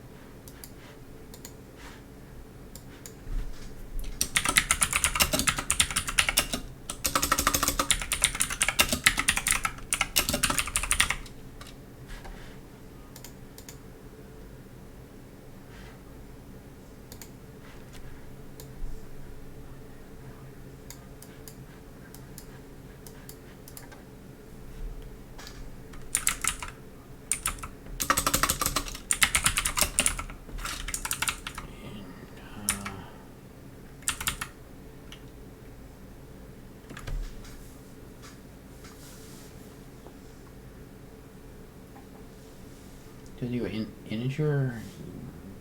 Yeah, I think that's how I tend to do it.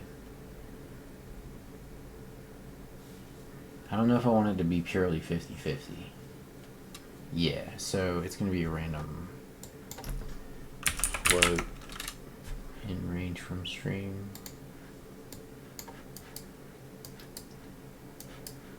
Be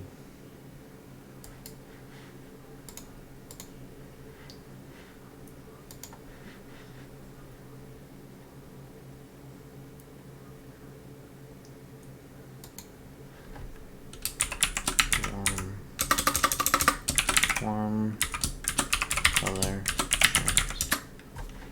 This is a float and it is a float and it is a single, and its default will be 0.5 for now. Doop doop.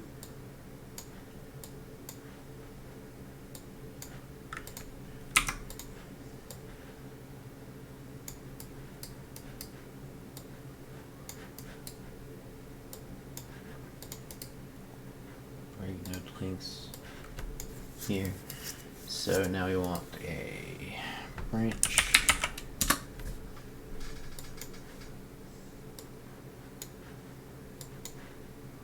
String.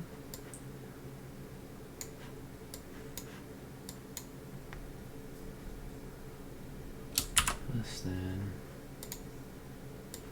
this.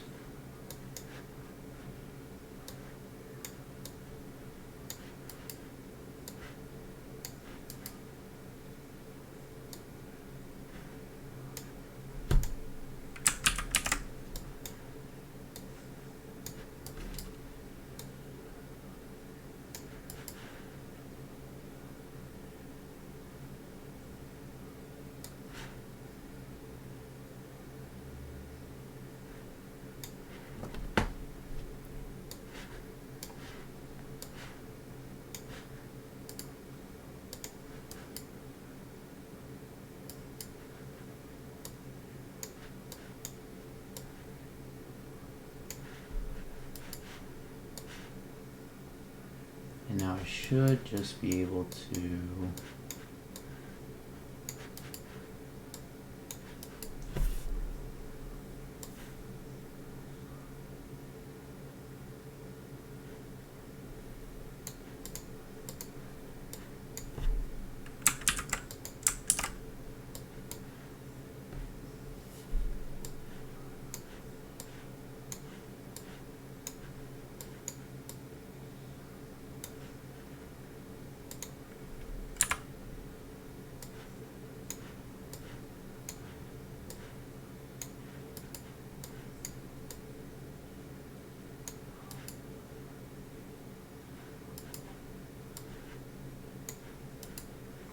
connect everything back up, and then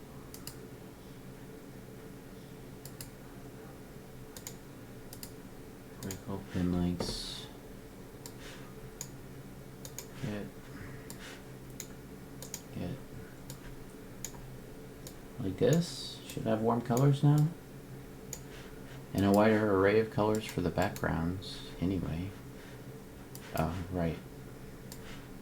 Takes a stream, as does everything, pretty much in this entire fucking project. Random float in range, if it's less than the warm color chance, then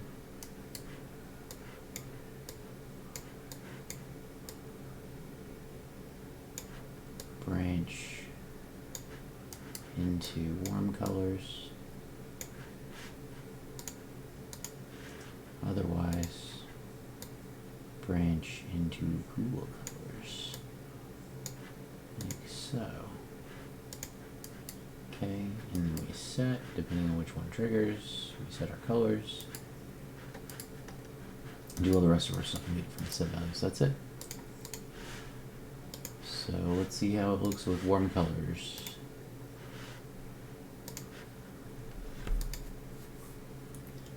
Okay, cool color galaxy.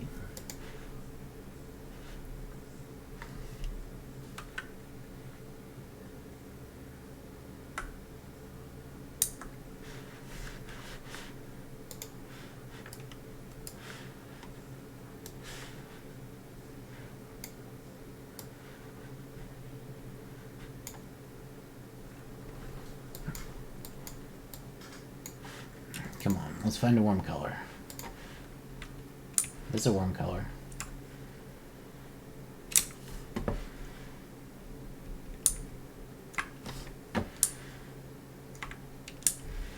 And a star. Just randomly found a star. Nice pink star.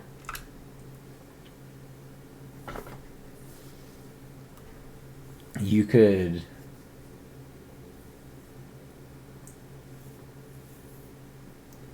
you'd also tie the background colors to the color of the star, potentially.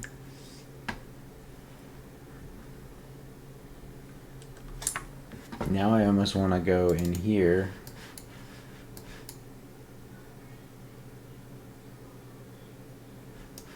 and randomize these. F color randomizer. Let's try it.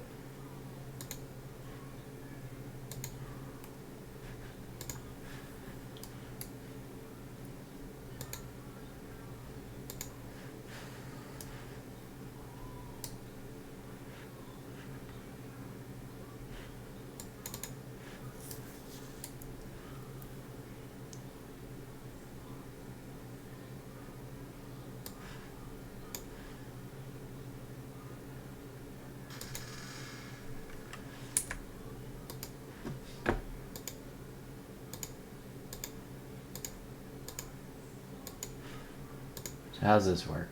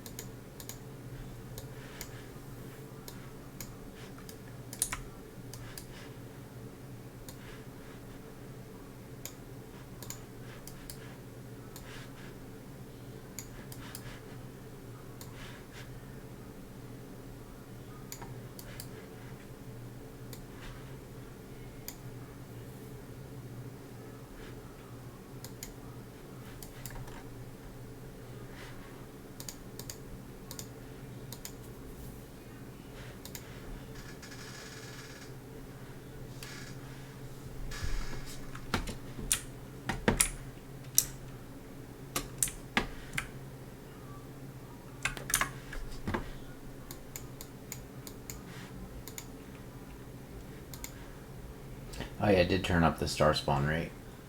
That's right.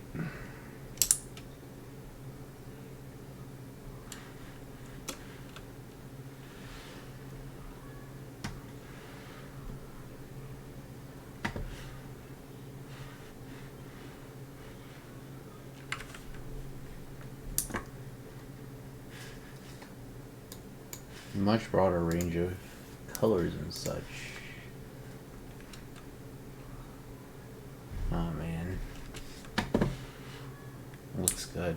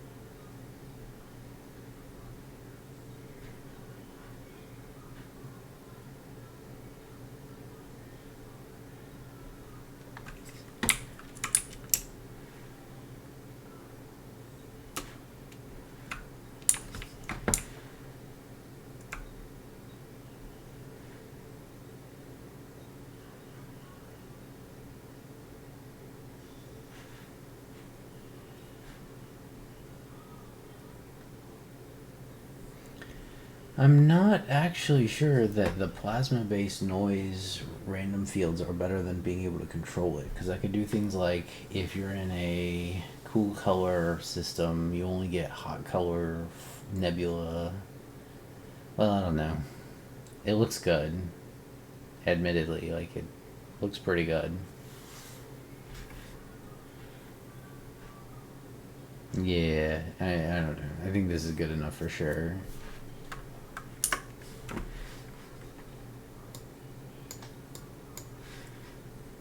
Go far away.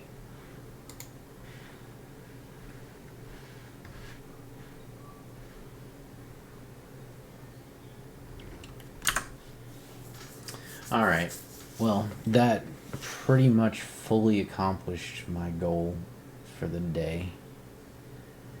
I'm thinking that my star could use a revisit with these color sets.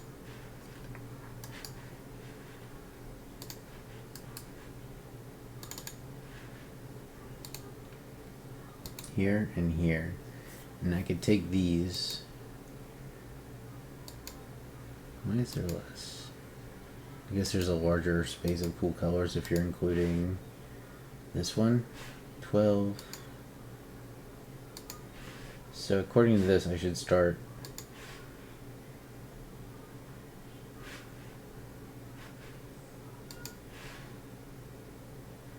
so let's make them exclusive.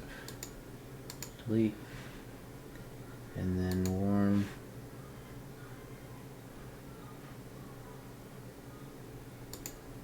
Delete. So this one ends and then transitions into green. This one ends and transitions into purple. With pink into purple. And then we are in the cool spectrum.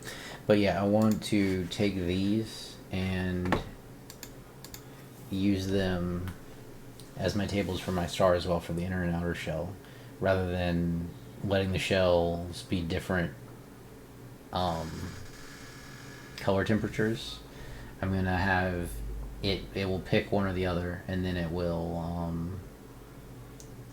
pick both of the inner shell and outer shell from the array of either warm or cool colors. I think that's the way to do it.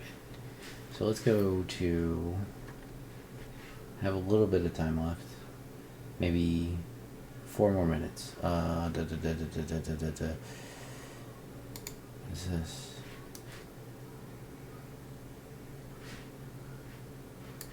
I don't need this.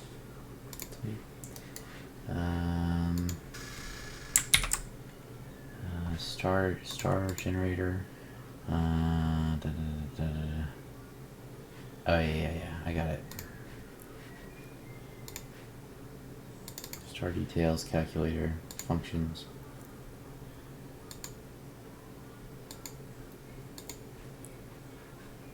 here.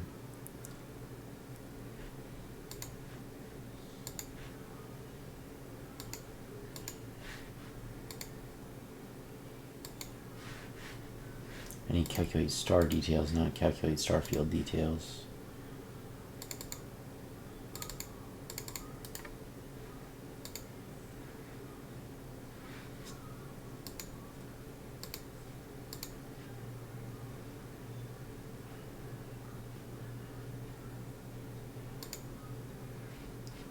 There it is. I don't know how that happened.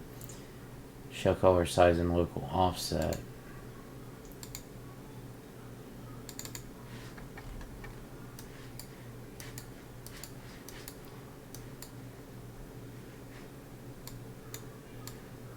Alright, in my remaining 2 minutes, I'm going to pick up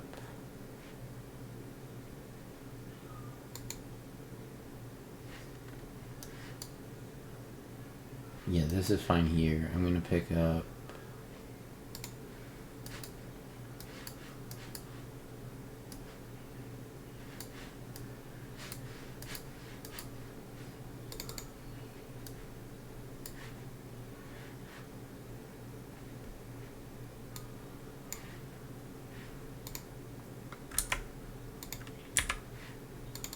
here.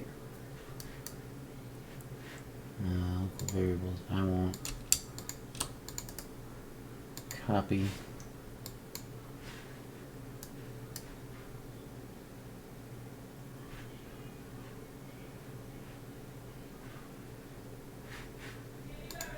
Yeah.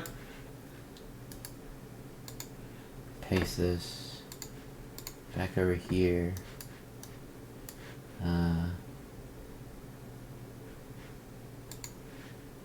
Back over here. Oh, this is why it's so confusing. Okay, better. Copy. Paste local variable.